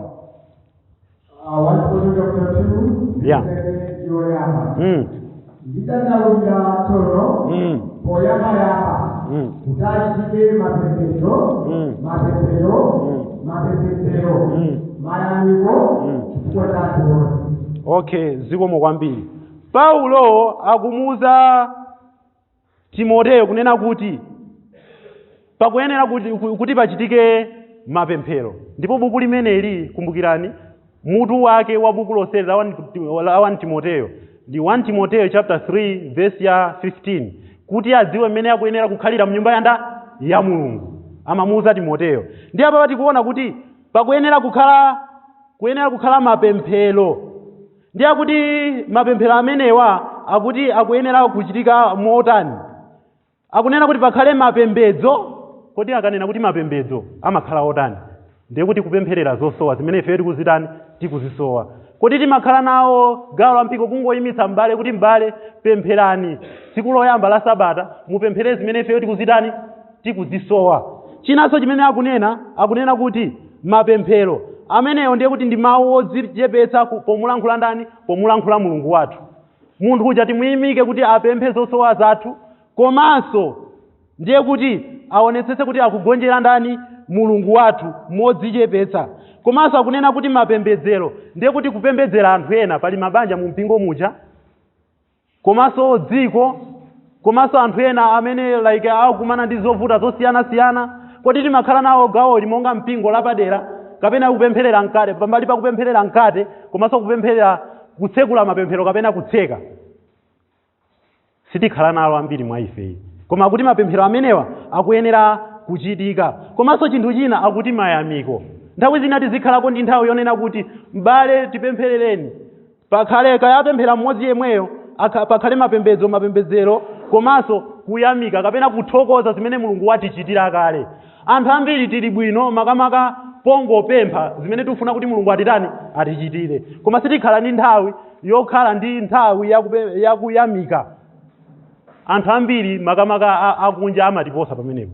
Tilingalirepo pa nkhani ya chimenechi kuti pemphero lisangokhala pemphero longotsekulira kapena kutani? Kutseka. Chikwande kuti mmalingaliro muzikhala kutseka kapena kutani? Kutsekulira kapena kupempherera mkate kapena chopereka. osati zina zonse ayi pamenepo timazipanga exclude. Koma amene Paulo akufotokozera pamenepa akuti zimene zikuyenera ndithu kuchitika ndi abale ndithu. Abale akuyenera kuchita ndipo abale ake amene akuyenera kutsogolera zimene afotokozera kuti akuyenera kukhala abale amene miyoyo yawo ili yoyenera, amene sachita nawo mavuvu eti koma amachita zinthu zoyenera pamaso pa ndani? Pamaso pa Mulungu. Ameneyo atitsogolere muchani? Mumapembedzero amenewa. Gawo lina limene timalichita makamaka pa tsiku loyamba la Sabata ndilo kuimba. Kuimba ndi lamulo la Mulungu makamaka tikamampembedza Iye. Ku chipangano chakale anthu amayimba, ndipo ngakhale m'chipangano chatsopano akhristu amayimba. Makamaka tikamawerenganso Matthew chapter 26 makamaka verse ya 30 timaona kuti Yesu Khristu ndiye anayimba. Ngakhale kuimba kuja sikunali kuti amachita magawo asanu akutani akupembedza, koma anatani anayimba. Paulo ndi Sila anali anthu oyimba. Komanso tikamawerenga pa Efeso chapter 5 verse 19 komanso Akolosi chapter 3 verse ya 16 nkhani ya kuimba ili pamenepo ndipo ndi gawo la kupembedza. Chifukwa napo chani chida choti tigwiritse ntchito akunena kuti mitima yathu akuti mitima yathu kuimbira ndani? Kuimbira Mulungu. Ndiye munthu akamayimba kugwiritsa ntchito mtima komanso kwa Akorinto afotokoza za milomo, ndiye kuti kutanthauza kuti kuimbako kuzichokera pansi pa mtima komanso pa chimene chikutuluka pakamwa iweyo uziganizanso zachiti za chimenechi. Koma anthu ambiri ndithu timayimbadi mwina apa timayimba koma timayimba nthawi zina tikungoseweretsa kafoni tili pa WhatsApp tikuyimba eti kodi tikupembedza bwino pamenepo? Ayi. Kuimba nthawi zina timayimba maganizo athu ali kutali, chifukwa chake nthawi zina kukolakola kuja sikuti munthu sakhala kuti akudziwa nyimbo, sadziwa nyimbo ayi. Munthu akayambitsa opeza kuti asole kaya nyimbo iyi atani, asole nyimbo iyi atani, kutanthauza kuti munthu uja malingaliro ake sali pa nyimbo ija ayi. Pamene tikupembedza Mulungu tikuyenera kuyika mtima wathu wonse pamene tikumuyimbira Mulungu, chifukwa thupilo silanu ndi la mwini wake. Ndiye pamene thupilo ndi la mwini wake tiye tiligwiritse ntchito moyenera makamaka pa kupereka nsembe imene ili yomukondweretsa Iye mwini wake Mulungu. Gawo lina limene tikuliona makamaka pa Machitidwe chapter 2 verse 42 pompaja akunena kuti gawo la kuyanjana muchopereka. Kuyanjana muchani koma? Muchopereka. Pa 1 Korinto chapter 16 verse 1 ndi 2 tinauzidwa kuti tsiku loyamba la Sabata tikuyenera kutani? Kupereka monga munthu mmene wapindulira. Anafotokoza zambiri pamenepo. Koma limene ndi gawo lina limene likuyenera kuchitika pa tsiku lotani? Loyamba la Sabata.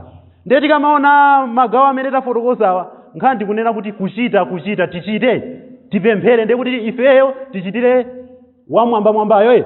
Tikamanena kuti kuimba chimodzimodzi, kupereka nanga kupereka timaonetsanso kunena kuti timathokoza pa zimene Mulungu watipatsa.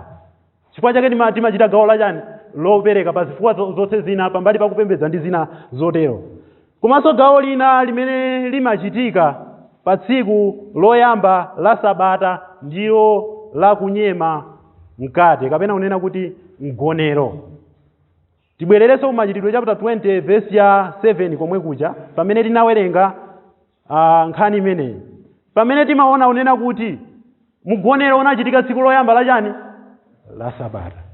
Ndipo zinthu zimene zikuyenera kukhalapo pamene tikupanga mgonero ndizo cha zipaso za mpesa komanso mkate wopanda chani? Chotupitsa. Tikanena kuti china chowonjezerapo tionjezerepo chani? Pemphero lokha basi. Tapetsetsa kaya? Sitikuyenera kuonjezerapo chani? Nyimbo. Wina nkumanena kuti nyimbo mesa ndiye kuti ndi experience. Nyimbo si experience. Nyimbo ndi chowonjezera. Osati ndi njira yokwaniritsidwaye. Koma ndiye tikuonjezeraye. Chimene chinalamulidwa kuti tionjezerepo pa nkhani ya kunyema mkate ndiye kuti ndi pemphero lokha basi. Tisaonjezereponso chinthu china. Tikaonjezera chinthu china ndiye kuti tikupembedza mmene ifeyo tafunira, osati mmene Mulungu watani? Wafunira. Ndiye pamenepo ndiye kuti tizipembedza koma pamapeto pake Mulungu ndithu adzatikantha monga anachitira Nadabu ndi komanso ndani? Komanso Abihu.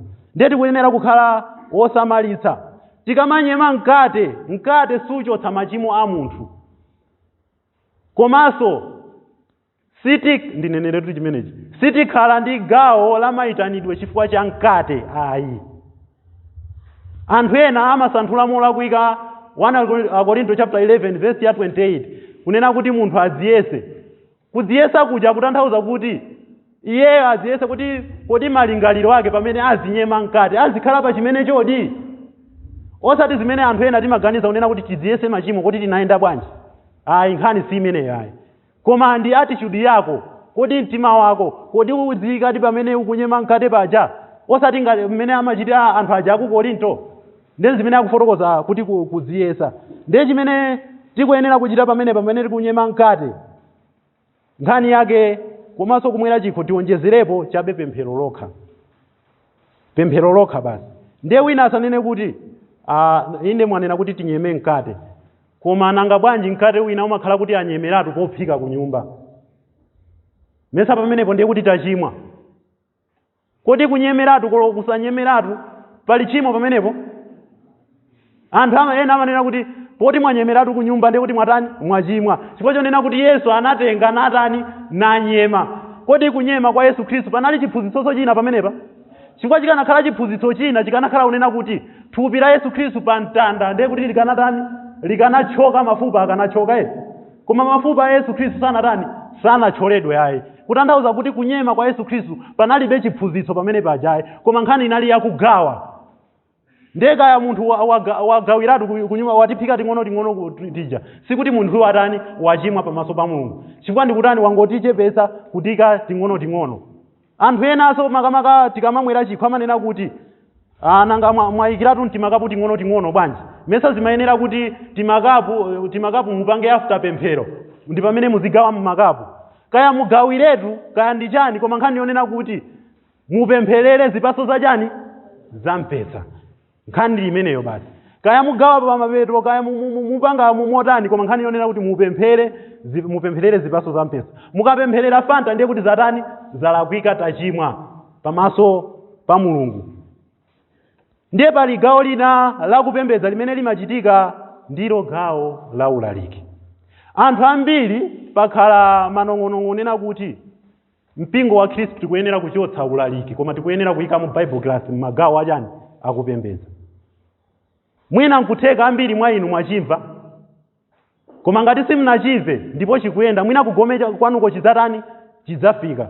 Kunena kuti Bible class ndi kuimene ikuyenera kukhala muchani mu magawo asanu akupembedza, koma ulaliki utani uchokemo.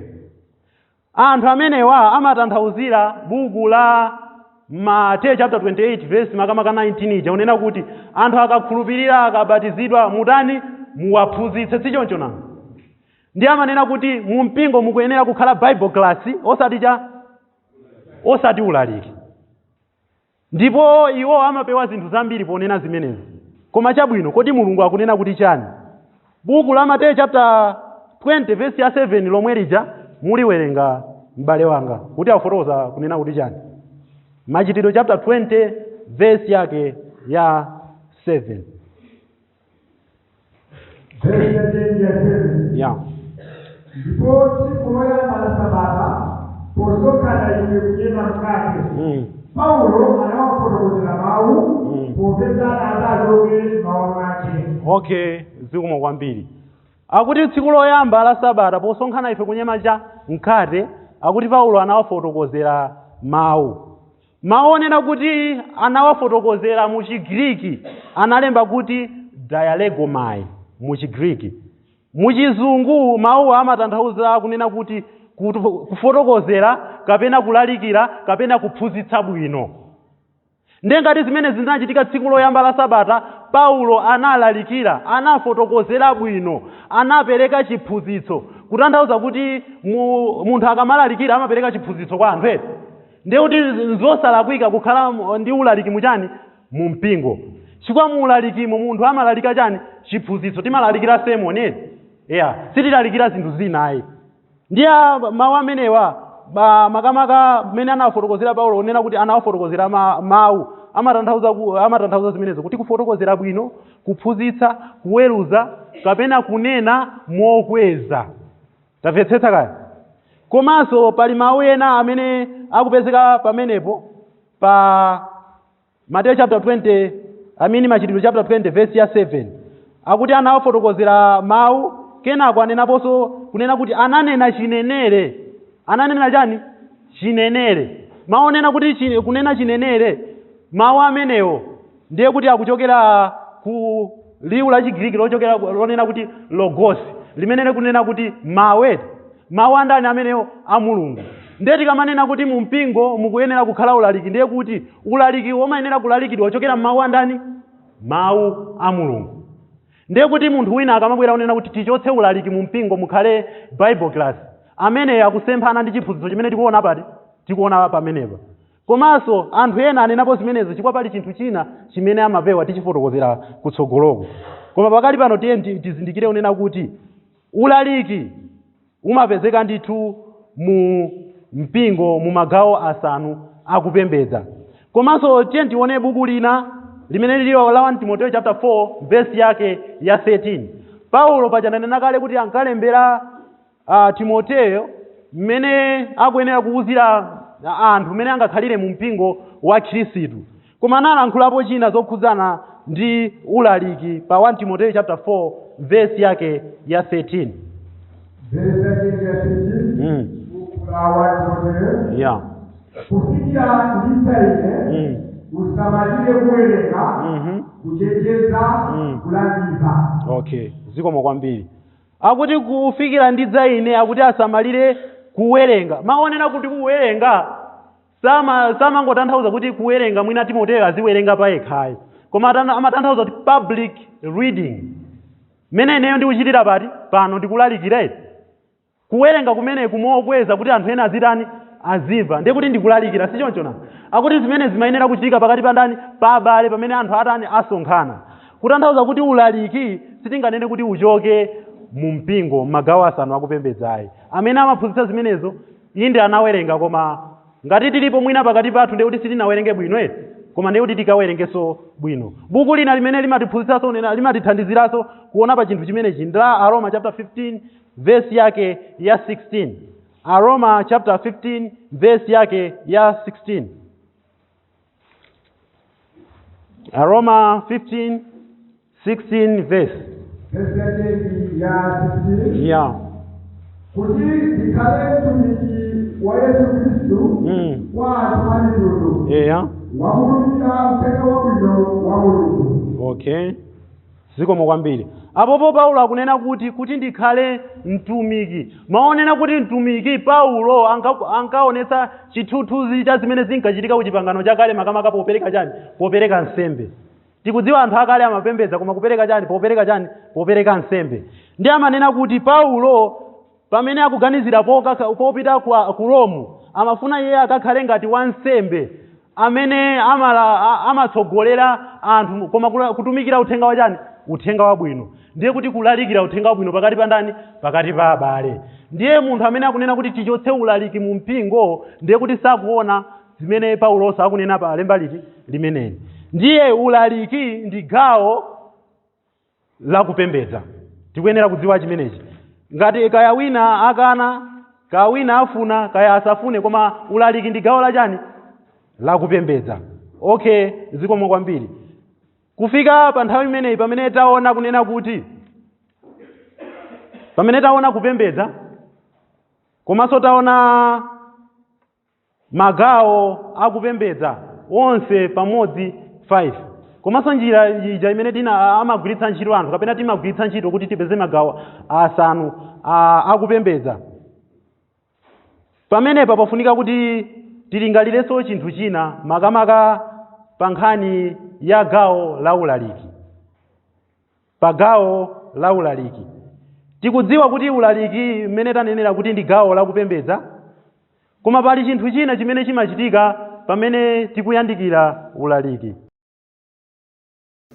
Pamene taona kuti kupembedza ndiko kutani, komanso taona magawo asanu akupembedza, komanso taonanso unena kuti kodi magawo asanu akupembedzawo pamakhala njira yanji kuti tiwapeze mu Baibulo. mu nthawi iyi tifuna tipitirize makamaka pamene taona gawo limene tinaona pomalizira la ulaliki. Tinaonapo kuti kulalikira timalalikira chiphunzitso. Chiphunzitso sichokera kwina koma chimachokera mu mawu a Mulungu. Ndiye pamene tikuonanso mfundo ina pamene tikupitiriza phunziro lathu mukhale ndithu pomwepo pamene tikuona kuti Kodi Maitanidwe ndi gawo la namba 6. Ili laperekedwa ngati funso chifukwa anthu ambiri takhala tikuvutika m'maganizo onena kuti ukhala ngati mu mpingo wa Khristu sitilidi ndi magawo asanu ayi koma tili ndi magawo asanu ndi limodzi. Ndiye tifuna tidziwe onena kuti kodi Bible limatiuza chani. Ndiye tisanadziwe za Maitanidwe kunena kuti kodi ndi gawo la namba 6 tidziwe kunena kuti kodi Maitanidwe ndi chiyani. Maitanidwe ndi chiyani. Mawu onena kuti Maitanidwe amapezeka mu malemba ambiri koma nthawi imeneyi tionepo pa 2 Tesalonica chapter 2 verse yake ya 13 komanso 14. 2 Tesalonica chapter 2 verse 13 kulekezera 14 amene akuwerenga atithandize kuwerenga. 2 Tesalonica 2 verse 13 komanso 14. 2 Tesalonica chapter 2 verse 13. Koma tiyenera ife tiziyamika Mulungu nthawi zonse chifukwa cha inu abale okondedwa ndi Ambuye kuti Mulungu anakusankha inu kuyambira pachiyambi mulandire chipulumutso mwa chiyeretso cha mzimu ndi chikhulupiriro cha choonadi. 14 kumene anayitanako inu mwa uthenga wabwino wathu kuti mulandire ulemerero wa Mbuye wathu Yesu Khristu.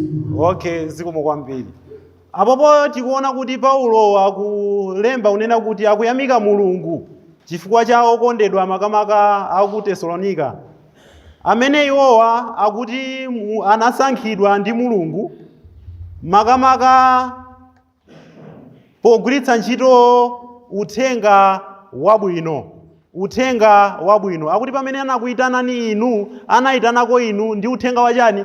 Uthenga wabwino. Ndiye maonena kuti Maitanidwe amachokera kumaonena kuti kuyitana. Ndiye mvesi lidafotokoza kuti kuyitanako Tesalonika anayitanidwa ndi Mulungu mwa uthenga wachani? Mwa uthenga wabwino.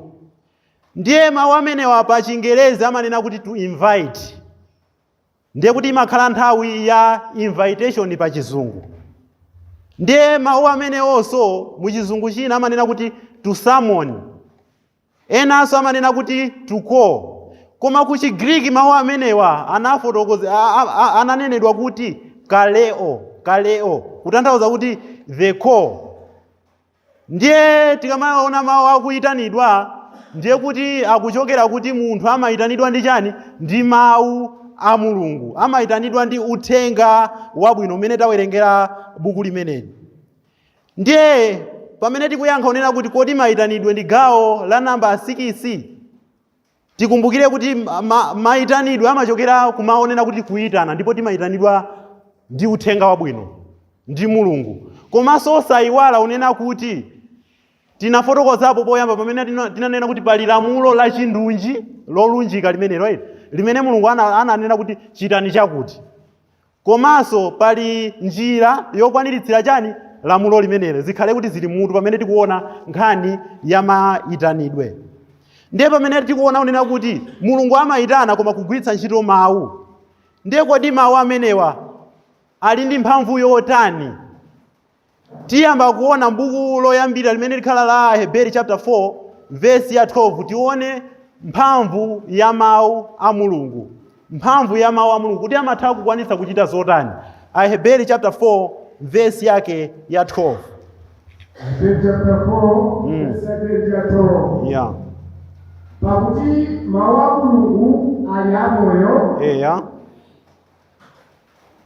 ndiwo chitachita eya ndi akutwa koposa lupanga lakutwa konsekonse nachosa kufikira kugawira moyo ndi mzimu ndi zifundo ndi mafuta a mafupa nazipikiritsa zolingalira ndi zitsimikizo za mtima. Okay, zikomo kwambiri. Pamene tikuona mayitanidwe tionepo vesi ili Aheberi chapter 4 verse ya 12 akunena kuti mawu a Mulungu choyamba anena kuti ndi amoyo. Mawu a Mulungu ndi amoyo chifukwa choti woperekayo sanafeko ndipo sadzafako. Komanso kutanthauza kuti mawu a Mulungu amenewa amakwanitsa kupereka moyo. Ndiye kuti chinthu chimene chikupatsidwa moyo ndiye kuti chinafa. Ndiye mawu a Mulungu okha ndi amene amakwanitsa moyo umene mawu a Mulungu amapereka. Apa tikuona kuti ndi moyo ndiye kuti wauzimu. Munthu atakhala kuti wafa mu machimo ali mu machimo, koma mawu a Mulungu angathe kupereka moyo. Chifukwa amene mwini mawuwo ndi wa moyo. Ndi chimene tikuona pamenepa. Komanso china akuti ndi wochitachita. Kutanthauza kuti mwini mawuwo amayikamo mphamvu yokwaniritsa chimene iye mwini Mulunguyo akufuna. Chifukwa nthawi zina timalingalira unena kuti koma Mulungu atabwera yekha nkudzandichitira chakuti. Koma Mulungu atabwera yekha nkudzandiuza zinthu ineyo nditha kutsatira. Koma Mulungu sadzabweranso pa yekha direct ayi. Anagwiritsa ntchito mawu andani a Mulungu. Ndiye kwa yense amene akutsatira mawu a Mulungu, akuona mawu a Mulungu azindikira kuti mawu a Mulungu ndi amoyo, chifukwa operekayo ndi wamoyo. Komanso amatha kupereka chani? Moyo. Komanso ndi amphamvu mawu amenewa. Angathe kukwaniritsa chilichonse. Ndipo mawu a Mulungu akamulowa munthu sadzabwerera popanda kupindula. Mawu a Mulungu adzapindula nthawi zonse. Ndiye china chimene akunena kuti akufaniza unena mawu a Mulungu ali ngati lupanga limene ndi lakuthwa mbali ziti? Mbali zonse. Mawu akamanena kuti ndi akuthwa ngati lupanga lakuthwa konsekonse akutanthauza kunena kuti amakafika ndi pamene mwina amalingaliro a munthu sangafikepo. Akhale adokotala sangafikepo. Koma mawu a Mulungu amakafika pamenepo. Amapyoza angakhale mu mtima ndi ukaulula zimene mu mtima umaganiza pa nthawi iti? Nthawi imeneyo. Mawu a Mulungu okha amakwanitsa kuchita zimenezo. China chimene akunena akamanena kuti ndi akuthwa zimene amakwanitsa kuti munthu adzisanthule, adziyese. Makamaka timawerenganso pa 2 Korinto chapter 13 verse ya 5. Akuti dziyeseni nokha ngati muli muchikhulupiriro. Ngati ayi mudzitsimikize chani? Nokha. Kutanthauza kuti munthu akaona mawu a Mulungu nthawi zonse akamva mawu a Mulungu azidziyesa kuti kodi mawu amene alalikidwawa kodi ndikuyenda malingana ndi mawu kapena ayi. Ngati sindikuyenda ineyo malingana ndi mawu payenera kuti munthu achitepo kanthu. Ndi zimene akufotokoza. Komanso china akunena kuti amatha kugawira moyo ndi mzimu. Kutanthauza kuti mawu a Mulungu ndi amene amatha kumuweruza munthu. Amatha kuweruza munthu inuyo mwachimwa. Mukuyenera kuchitapo kanthu. Ndiye pamene tikuona za gawo pamene tikuona kuti limene timalitcha kuti gawo ifeyo la mayitanidwe, tionenso kuti mawu a Mulungu amakwanitsa kuchita zotani. Pamene taona kuti ndi amoyo, wochitachita, ndi akuthwa ngati ndi mawu a Mulungu ali ngati lupanga lakuthwa konsekonse, komanso amatha kugawira moyo ndi mzimu. Kutanthauza kuti amamuweruza munthu malingaliro ndi kumudziwa zimene angakhale amachita kuseri. Ndi mawu okha amene amakwanitsa. Pamene ifeyo timatha kungoonana pamaso apa. Sitidziwana unena kuti kodi uyu amachita chani. Koma uthenga ukalalikidwa ndiye kuti umakwaniritsa zonsezi. Umakamulowa munthu angakhale zisisi iye amazitcha kuti zisisi. Amadziona yekha unena kuti koma mawu amenewa aulula zimene ineyo ndimapanga. Ndiye akamulula achitepo chani. Tisanafikeyo kuyankha funso limenelo, tioneonena kuti mphamvu ina ya mawu a Mulungu pa 2 Timoteyo chapter 3 verse 16 kulekezera 17. 2 Timoteyo chapter 3 verse 16 17. Verse ya 16. Lemba lililonse adaliwuzira Mulungu. Ndipo lipindulitsa pa chiphunzitso, chitsutsano, chikonzero, chilangizo cha chilungamo. Akuti malemba ena anawawuzira Mulungu amene amapindulitsa si choncho na? Akunena kuti malemba ena anawawuzira ndipo amapindulitsa malemba ena anena kuti cha? Lemba lililonse ndiye kuti linaperekedwa ndi Mulungu kuti lipindule. Akunena choncho Ndiye kuti palibe lemba limene Mulungu anangolika munena kuti lisapindule. Ngati timawerenga za Yudasi, kodi timaliona kuti lemba lija ndilosapindula? Ndilopindula. Chifukwa limatichenjeza ife kuti tisachite zimene Yudasi anapanga. Ndiye kuti limapindulitsa lemba limene lija. Ngati timawerenga za mkazi wa Yobu amene anamuwuza kuti tukwana Mulungu ufe, ndiye kuti limatiphunzitsanso lemba limene lija kuti kuli akazi ena eti mu nthawi ya mavuto atha kupangitsa kuti uchimwiretu mundani Mulungu. Lemba lililonse linayikidwa kuti liphunzitse munthu. Ndiye akunena kuti lemba lililonse linauziridwa, kutanthauza kuti Mulungu analipereka lemba lililonse limene limapezeka muchani mu Bible. Palibe verse chapter chimene Mulungu anangochiyikamo kuti nchopanda phindu, koma chilichonse ndi chani? Ndi phindu. Poyamba phindu lake ndi lotani? Akuti pa chiphunzitso. Kutanthauza kuti mawu a Mulungu amene anayikidwa amaphunzitsa. Kuphunzitsa ndiko kuzindikitsa chimene munthu akuyenera kuchita kuti akonze chani? Akonze moyo wake. Ndiye kuti mawu a Mulungu ndi okhawo amakwanitsa kuzindikiritsa. Inuyo mutakhala unena kuti ndinu ophunzira kwambiri kaya muli ndi nzeru zotani, koma simungakwanitse kumpangitsa munthu kuti azindikire za moyo wakumwamba, simungakwanitse ayi. Chifukwa palibe amene anapita kuti kumwamba. Koma mawu a Mulungu ochoka kumwamba ndi amene amamuzindikiritsa njira yonena kuti pamene munthu we unachoka kumwamba unabwera pano, upange izi kuti udzabwererenso kuti kumwamba. Ndi mawu a Mulungu okha amene amamuzindikiritsa munthu. China chimene amachita mawu a Mulungu akunena kuti amapindula pa chitsutsano. Ndiye kuti mawu a Mulungu akunena kuti amatsutsa, pa Chizungu alemba kuti reproof. Mawu amenewa amatipangitsa kuti tidziyese ngati sitinachite bwino, titsutsike. Ndiye tikatsutsika pamenepo titani? Pakumenera kuti tichitepo kanthu. Ngati tatsutsika, mawu a Mulungu atitsutsa kunena kuti inuyo mmachita chigololo. Mwina iweyo mmachita chigololo, mwina unali usanamve kweli, koma wamva kunena kuti chigololo ndi chani? Ndi chimo, watsutsika. Ukuyenera kupanga chani? Ndi mawu a Mulungu. Ukuyenera kuchitapo kanthu eti. China chimene mawu a Mulungu amachita akuti mawu a Mulungu amapindula pa chikonzero. Ndi zinthu zambiri makamaka pamene tikuyenda moyo wa Chikhristu timalakwitsa monga Akhristu. Sikutanthauza kuti tikangobatizidwa ndiye kuti nthawi zonse timayenda mwamyaka kapena mwambewu osachimwapo ayi. Pali anthu ena amaphunzitsa unena kuti mpingo amaufanizira ngati chihema cha kuchipangano chakale. Ndipo amafotokoza kuti pamene wansembe amalowa mu chihema ku chipangano chakale amasambiratu kuti panja. Ndiye akasamba panja, akalowa mu chihema amayenera kukhala munthu wangwiro nthawi chani? Nthawi zonse amatero eti. Kutanthauza kuti Mukhristu akangolapa nthawi imene akubatizidwa ija sangachimwenso mpaka na adzafe. Chiphunzitso choona chimenecho?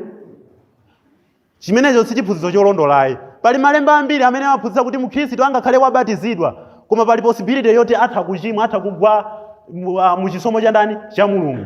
Ndipo akagwa akuyenera kuchitapo chani? Kuchitapo kanthu. Ndipo chimene chimpangitse kuti azindikire kuti achitepo kanthu, kuti chimene chimpangitse kuti akonze ndi mawu a ndani? Mawu a Mulungu. Chifukwa choti amapindulitsa pakukonza, amamukonza munthu. Komanso china chimene afotokoza kuti mawu a Mulungu amakwanitsa kuchita kupindula kwake, amalangiza chilangizo chake akuti cha mchilungamo. Akamanena kuti chilangizo cha mchilungamo, nthawi zambiri timangoona kuti mawu amenewa mchizungu analemba kuti instruction in righteousness. Kutanthauza kuti righteousness kapena kuti chilungamo, mawu amene anatanthauzira kuti chilungamo amatanthauza kuti dongosolo la Mulungu la kupulumutsa munthu limapezeka mu chiphunzitso cha mawu a Mulungu. Pali zinthu ziwiri zimene zimachitika kwa munthu amene sali Mukhristu. Mawu a Mulungu amampangitsa akakhulupirira nachita zonse zimene zija, amapangitsa kuti akhale ndani tsopano? Akhale Mukhristu. Munthu amene anali Mukhristu koma walephera, wasiyana nacho chisomo, amayenera kuchita chani? Amachita kupanganso kubwezeretsanso ubale wake ndi ndani? Ndi Mulungu. Ndipo chimene chimakwanitsa zonsezo kuti achite zonsezo ndi mawu a Mulungu. Chifukwa mawu a Mulungu ndi mphamvu ya Mulungu, ndi ya moyo. Ndipo amakwaniritsa zimene chilichonse chimene Mulungu angafune anachiyikiza muchani? Mu mawu. Ndiye zotsatira zake akunena kuti munthu akachita zimenezi kuti amakhala woyenera komanso wokonzeka kuchita ntchito iliyonse yachani? Yabwino. Akachita zonse zimene mawu a Mulungu amatani? Amanena. Kutanthauza kuti mawu a Mulungu ali ndi mphamvu yayikulu kwambiri pa munthu. Kodi Maitanidwe ndi gawo la nambala 6 tisayiwale? Ndi gawo la nambala 6 mmene tikuonera pa nkhani ya zimene mawu a Mulungu amachita. Kodi Maitanidwe amabwera chifukwa cha mgonero kapena ulaliki? Ndikubwerezanso kufunsa. Kodi mmene taonera pa nkhani ya Maitanidwe, kodi Maitanidwe amabwera chifukwa cha ulaliki kapena mgonero? Ulaliki. Pali anthu ambiri timakhulupirira onena kuti Maitanidwe amabwera chifukwa cha mgonero wa Mbuye. Poyandikira mgonero ndikuyenera kuti ndikhale kaye woyera. Kodi sikugwirizana? Sizikugwirizana ayi. Chimene chimapangitsa kuti iwe utsutsike sikuti ndi mgonero ayi, koma mawu achani? Mawu a Mulungu. Mu nthawi yakumva mawu a Mulungu ifeyo timakhala chete kumvetsera zimene mawu a Mulungu akutani? Akunena. Ndiponso timatha kusanthula unena kuti olongakhale mmene ndikuphunzitsira apapa, ineyo musanthula unena kuti kodi zimene akunenazi kodi ndi zolondola kapena ayi. Tisamakhale anthu ongoti tamva basi chilichonse chimene akunena mlaliki basi phe ayi, koma kodi akunena zoona. Tikhale ngati akhristu akubereya ayi, akuti ankasanthula kunena kuti kodi zili motere. Ndiye pa nthawi imene ifeyo tikumva mawu timasanthulaso chimene akunena mlaliki ndi cholondola eya. Mulungu akundilankhula kunena kuti chani? Akuyenera kuti ndikonze moyo wanga. Ndiye iweyo ukazindikira kuti ukonze moyo wako, udzachite chaka chamawa? Ukachite chaka chamawa? Koma liti? Nthawi yomweyo. Chifukwa chani uchite nthawi yomweyo? Chifukwa chonena kuti sitidziwa kuti mawa libala chani. Moyo wathu akuti uli ngati mpweya eti kapena mitambo iti imaoneka yokenako yatani? Yapita. Ndiye pamene ifeyo tazindikira kuti apapa tachita sitinachite bwino chifukwa cha mawu a Mulungu atani? Atitsutsa. Ndiye kuti tikuyenera kuchitapo kanthu. Ndiye mitundu ya mayankho pamene ifeyo tayitanidwa ndi Mulungu, mitundu yake ya mayankho ake tikayitanidwa ndi ulaliki ilipo yotani? Namba 1, munthu akayitanidwa ndi Mulungu, mawu a Mulungu akamukhudza, iye akaona kuti sanachite bwino, ena amalapa eti. Kulapa ndiko kutani? Kusintha eti. Sindifotokoza kwa zambiri, afotokoza m'bale wake. China chimene amachita makamaka tikamaona pa mitundu ya mayankho, munthu akayitanidwa ndi ulaliki amavomereza tchimo lake. Amavomereza tchimo lake. Afotokozanso kuti tchimo limene atavomereza pagulu ndi losavomereza pagulu likhala tchimo liti. Afotokoza m'bale wanga. China chimene munthu amachita pamene iye wakhuzidwa ndi mawu, amafunsa mmene angakonzere zimene iye watani? Walakwitsa. Kumbukirani mu Machitidwe chapter 2 verse ya 36, atauzidwa Ayuda unena kuti Ayuda aja unena kuti ineyo ndi amene munamupha Yesu, anafunsa kuti tichite chiyani? Munthu akakhuzidwa ndi mawu nthawi zina sadziwa kuti achite kuti akoze moyo wake, ndiye amafunsa unena kuti kodi tichite chiyani?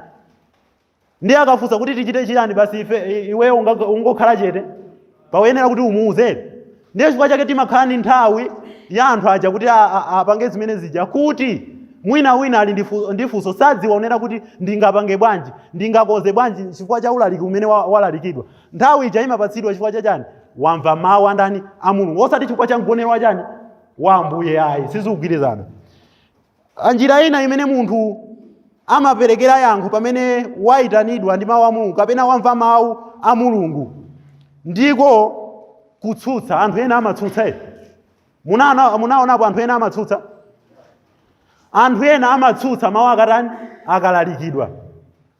Amatsutsa iwo ndiye kuti amakhala kuti aumitsa mtima, sachita zimene mawu a Mulungu akutani? Akufuna. Ndiye tilekezere kuti walalikira bwinobwino anthu ena amene sakuona kuti sanachite bwino, mawu a Mulungu awakhudza, koma iwo atsutsa kunena kuti ine sindingachite zimene iwe ukunena.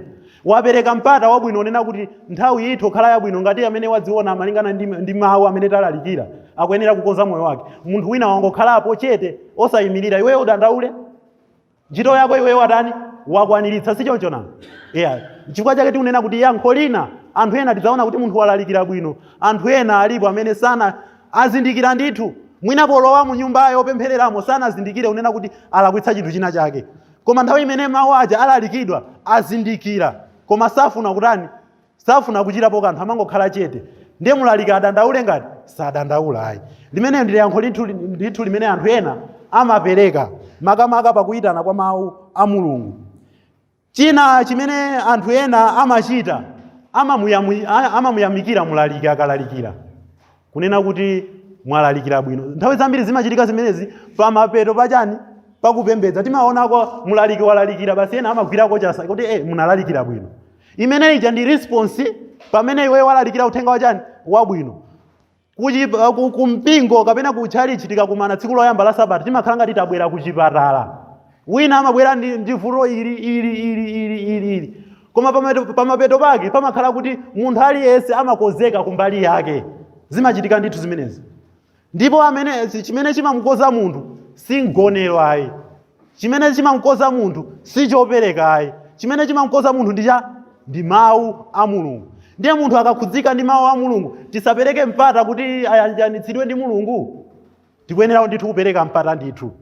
Sikuti tachimwa pamene ifeyo tapereka mpata. Maitanidwe ndi njira imodzi yokwaniritsira lamulo lonena kuti lalikirane. Anthu amene tawalalikira akhudzika ndi mawu, akuyenera kuchita chani? Akuyenera kuchitapo kanthu. Tiyapatse nthawi. Tiyatsekere nthawi ngati? Ayi. Tiyapatse mpata. Ndiye tikamapatsa mpata tinene kuti tachimwa pamaso pa Mulungu? Sitinachimwe pamaso pa Mulungu ayi. Chimene tikunena ndi nkhani yonena kuti sipangakhale mayitanidwe popanda ulaliki. Chifukwa ulalikiwo ndiyo mayitanidwewo. Ndiponso chimene chimamupangitsa munthu kuti ayime kutsogolo nthawi zambiri ndiye kuti ndi ulaliki ujedi walalikidwa uja. Ndiye kwa munthu amene akuletsa unena kuti pasakhale mayitanidwe ndiye achotsetsa ulaliki, si choncho nanga. Sinanga ulaliki ndi umene umapangitsa kuti pakhale chani? Pakhale mayitanidwe. Ndiye pa zimene tikuona pamene taona unena kuti mayitanidwe amabwera chifukwa cha ulaliki, ndiye funso lija libwerereso. Kodi mayitanidwe ndi gawo la namba 6? Nkhani ndi yakuti ayi. Nkhani ndi yakuti ayi. Mayitanidwe si gawo la nambala 6 ayi. Mayitanidwe ndi chimodzimodzi amabwera chifukwa chachani? Cha ulaliki. Ndipo ulaliki ndi mayitanidwe. Mayitanidwe ndiwo ulalikiwo. Ndiye kuti ndi chinthu chingati? Ndi chinthu chimodzi. Ndiye wina nkumati inde mwafotokoza zimene zinanga pali anthu ena pa nthawi ya mayitanidwe amene amabwera si amene akhudzika ndi mawu ayi. Ena pamabwera alendo, ena ofuna makalata. Ofuna makalata amakhala kuti nawo sakhudzidwa ndi mawu.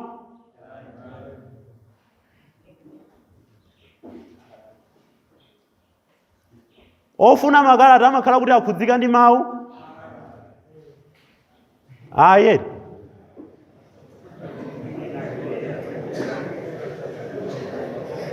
Okay. Ngandi yonena kuti ulaliki umapangisa kuti munthu mawu a Mulungu aja ndi amene amamukhudza chani? Amamukhudza munthu kuti ayankhepo pa zimene mawu a Mulungu atani alalikidwira eti. Koma alendo nthawi ya mayitanidwe ndiye kuti siwololeka. Chifukwa ulaliki suitana alendo.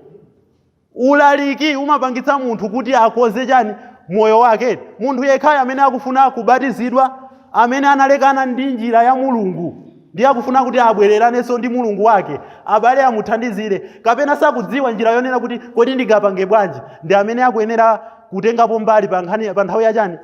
Ya mayitanidwe. Osati alendo, osati otenga makalata, osati ndi ena onse amene amakhalapo nthawi zina. Koma pali tikuona kuti amene sali mkhristu wakhudzika ndi mawu, koma sali amene ali mkhristu mwina anagwa kusiyana nacho chisomo, nthawi imene ija ndimene imapangidwa unena kuti chifukwa cha ulaliki munthu uja ayankhepo, osati zina zonse zimene timapanga m'magomemo. Ndiye tionetsetse unena kuti pamene tikukamba za mayitanidwe tione kuti mayitanidwe amabwera chifukwa chiyani. Ndi chiyani chapangitsa mayitanidwe? Ndi ulaliki. Ndiye ulaliki wapangitsa kuti alendo otenga makalata aime? Ayi. Ndiye kuti sitikuyenera kukhala ndi anthu otenga makalata pamene tikupanga chani?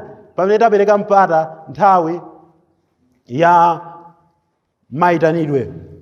Komanso pamene taona kuti pali anthu ena amene kapena magomena, sindikuchira za magomeri, ena athu manena kuti amanena ife kandu nena inu sindikusamala iti, koma ndi usamala chimene Mulungu akutani akunena ya nkhani yonena kuti pali amagomena zimenezi timakhala ngati tikusiyanitsa kuti mayitanidwe ndi gawo lina chifukwa chonena kuti timakhala ndi munthu wina wapadera othandizira anthu amene ayima kutsogolo nthawi yachani ya mayitanidwe. Ndiye timanena kuti awawa ndi othandizira amene amayitanidwe. Chifukwa chake anthu ena amanena kuti mayitanidwe ndi gawo la namba cha 6. Chifukwa chonena kuti timayikapo munthu wapadera unena kuti uyu athandizire pachani pa mayitanidwe. Pamene taona unena kuti mayitanidwe ndi ulaliki, ndiye kuti amene amalalikirayo ndi amene athandize anthu amene abwera pati patsogolo. Chifukwa iye ndi amene wapangitsa anthu aja kuti abwere patsogolo. Palibenso chifukwa choyitanira munthu wina ayi. Unless mwina muli nzifukwa zina. Koma nkhani ngati ndi amayitanidwe. Ndiye kuti mulaliki amene walalikirayo ndi amene athandizirenso anthu amene abwera pachani patsogolo.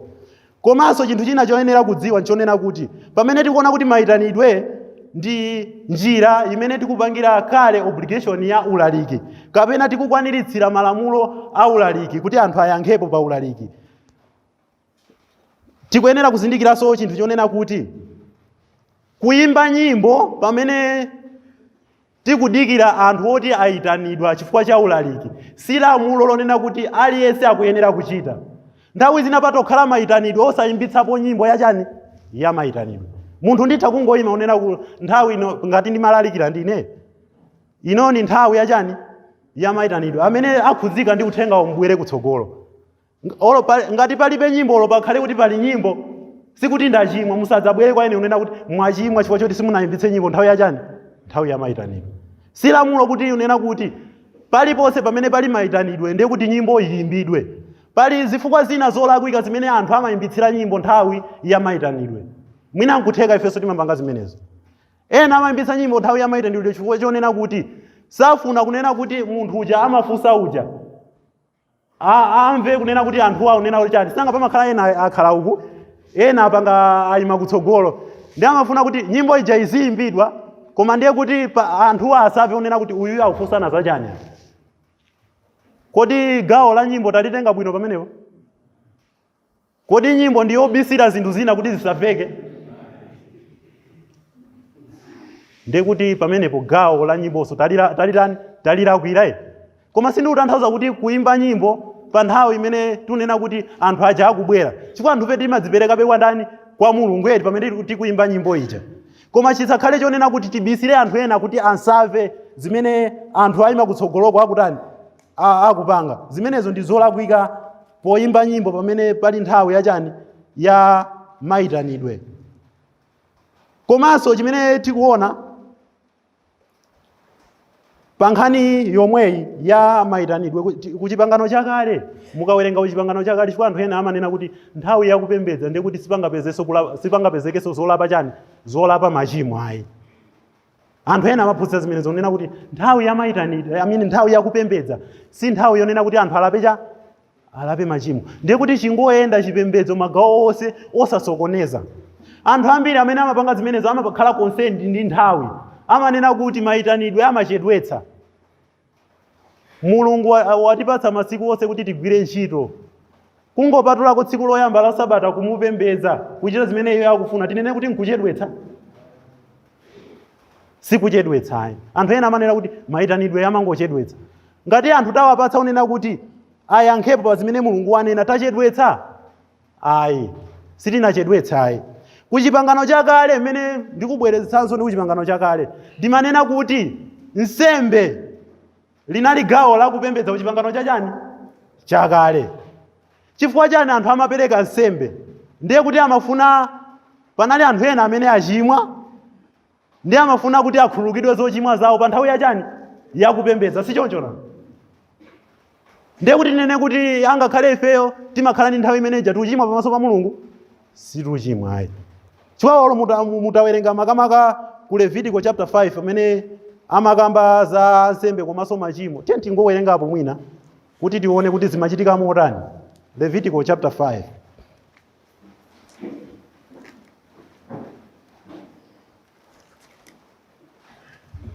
Muyamba kuwerenga verse yake ya 5. Chapter 5 buku la Levitico verse 5. ndipo kudzali atapalamula chimodzi cha izi aziulula chimene adachimwa nacho.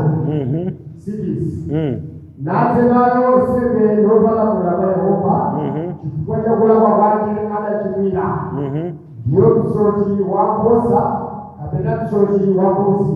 Okay. Ukhale nsembe ya uchimo. Okay, verse 17. Verse 17.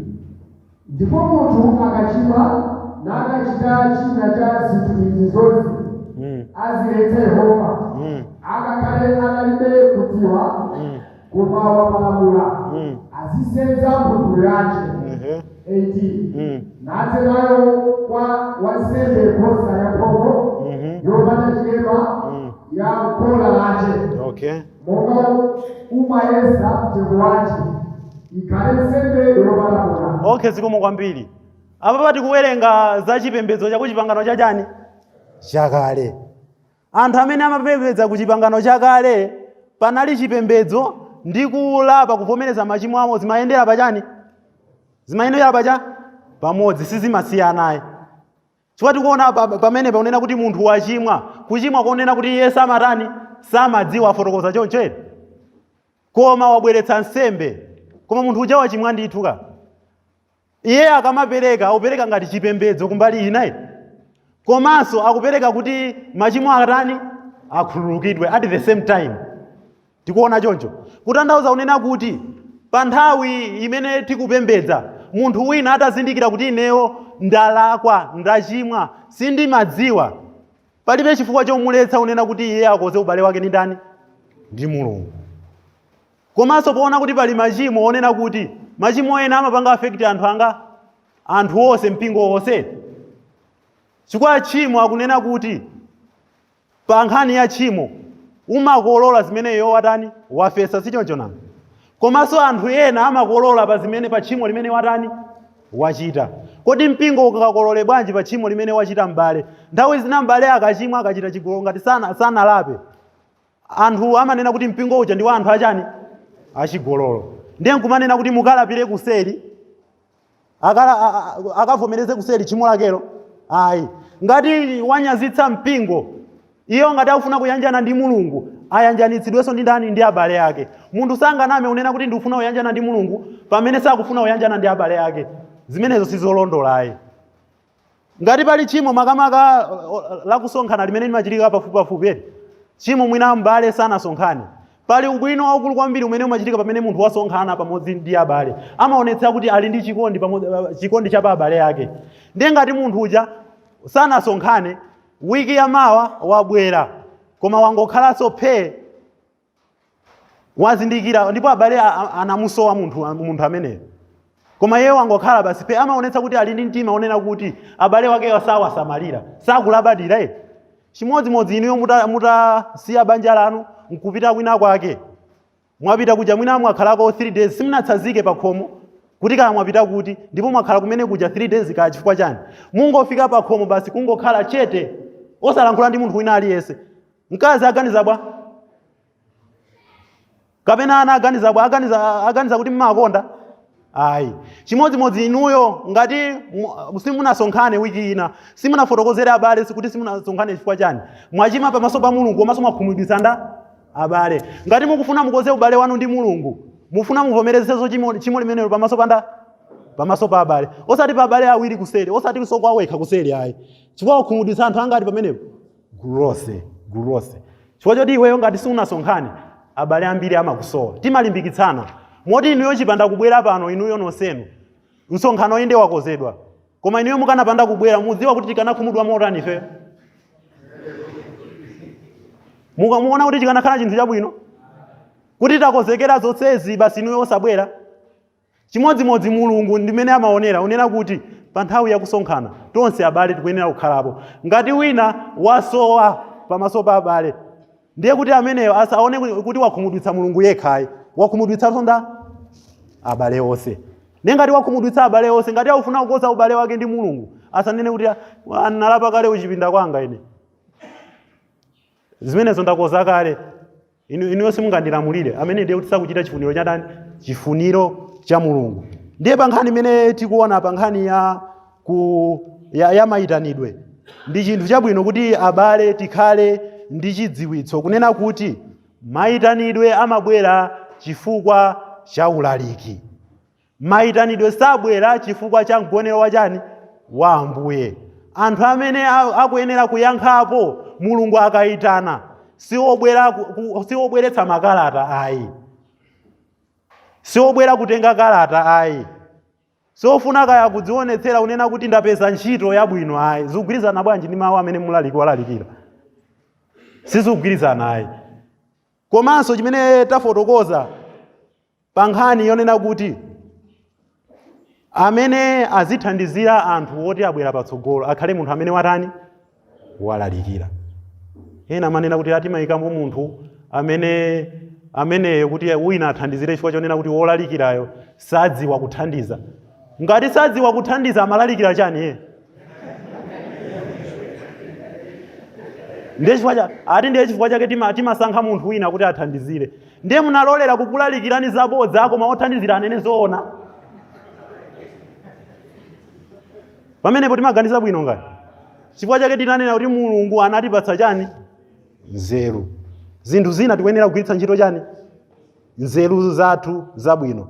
Komanso china chimene ndisanamalize chimene ndifotokozeso unena kuti kubwera kutsogolo kuno si njira yokhayo yoyankhirapo pamene tayitanidwa ndi mawu achani? Mawu a Mulungu. Anthu ena amatha kungoyimika mkono eti. Kuyimika mkono. Anthu ena amayimirira kumbuyo, anthu ena amayimirira kutsogolo. Ndi anthu ena akayimirira kumbuyo kapena angoyimika mkono tisanene kuti achimwa ayeti. Chifukwa njira zonsezo ndi mmene mpingo ungapangire dongosolo unena kuti pagome ino ngati tiziyankhapo tizima kuchani? Kutsogolo. Achimwa ngati? Ayi. Ngati anthu anena kuti ayi ife tiziyimika mkono. Achimwa ngati? Ayi. Ngati ena anena kuti tizilemba timakalata. Chifukwa inuyo mulemba makalata, chifukwa mulemba timapepala. Mwakhudzika ndi uthenga uti? Mwakhudzika ndi uthenga. Chifukwa chake mufunsa mafunso eti. Nthawi zina mafunso amabwera chifukwa chonena kuti wakhudzika kapena ufuna umvetse bwino eti. Ndiye kulemba timakalataso ndi njira imodzi ina imene tikukuyitanirani kuti muyankhepo pa zimene ndatani ndaphunzitsa. Ndiye kuti kuyima kutsogolo si njira yokhayo. Mwina tingakadabwe tikapita kugomera ina anthu ena akungoyimika manja eti. Yaonena kuti komanso mpingo uno ndiye kuti ndi wakugwa uno. Ayi. Kuyima kutsogolo si njira chani? Si njira yokhayo yoyankhirapo pamene ulaliki walalikidwa. Izi ndi zimene timafuna kuti tikambiraneko makamaka mu tsiku la lero pa nkhani imeneyi. Mayitanidwe si gawo la nambala 6. Mayitanidwe amabwera chifukwa cha ulaliki. Timalizire pamenepo. Mulungu wodziwa kudalitsa atidalitse tonse mwa Yesu Khristu. Amen.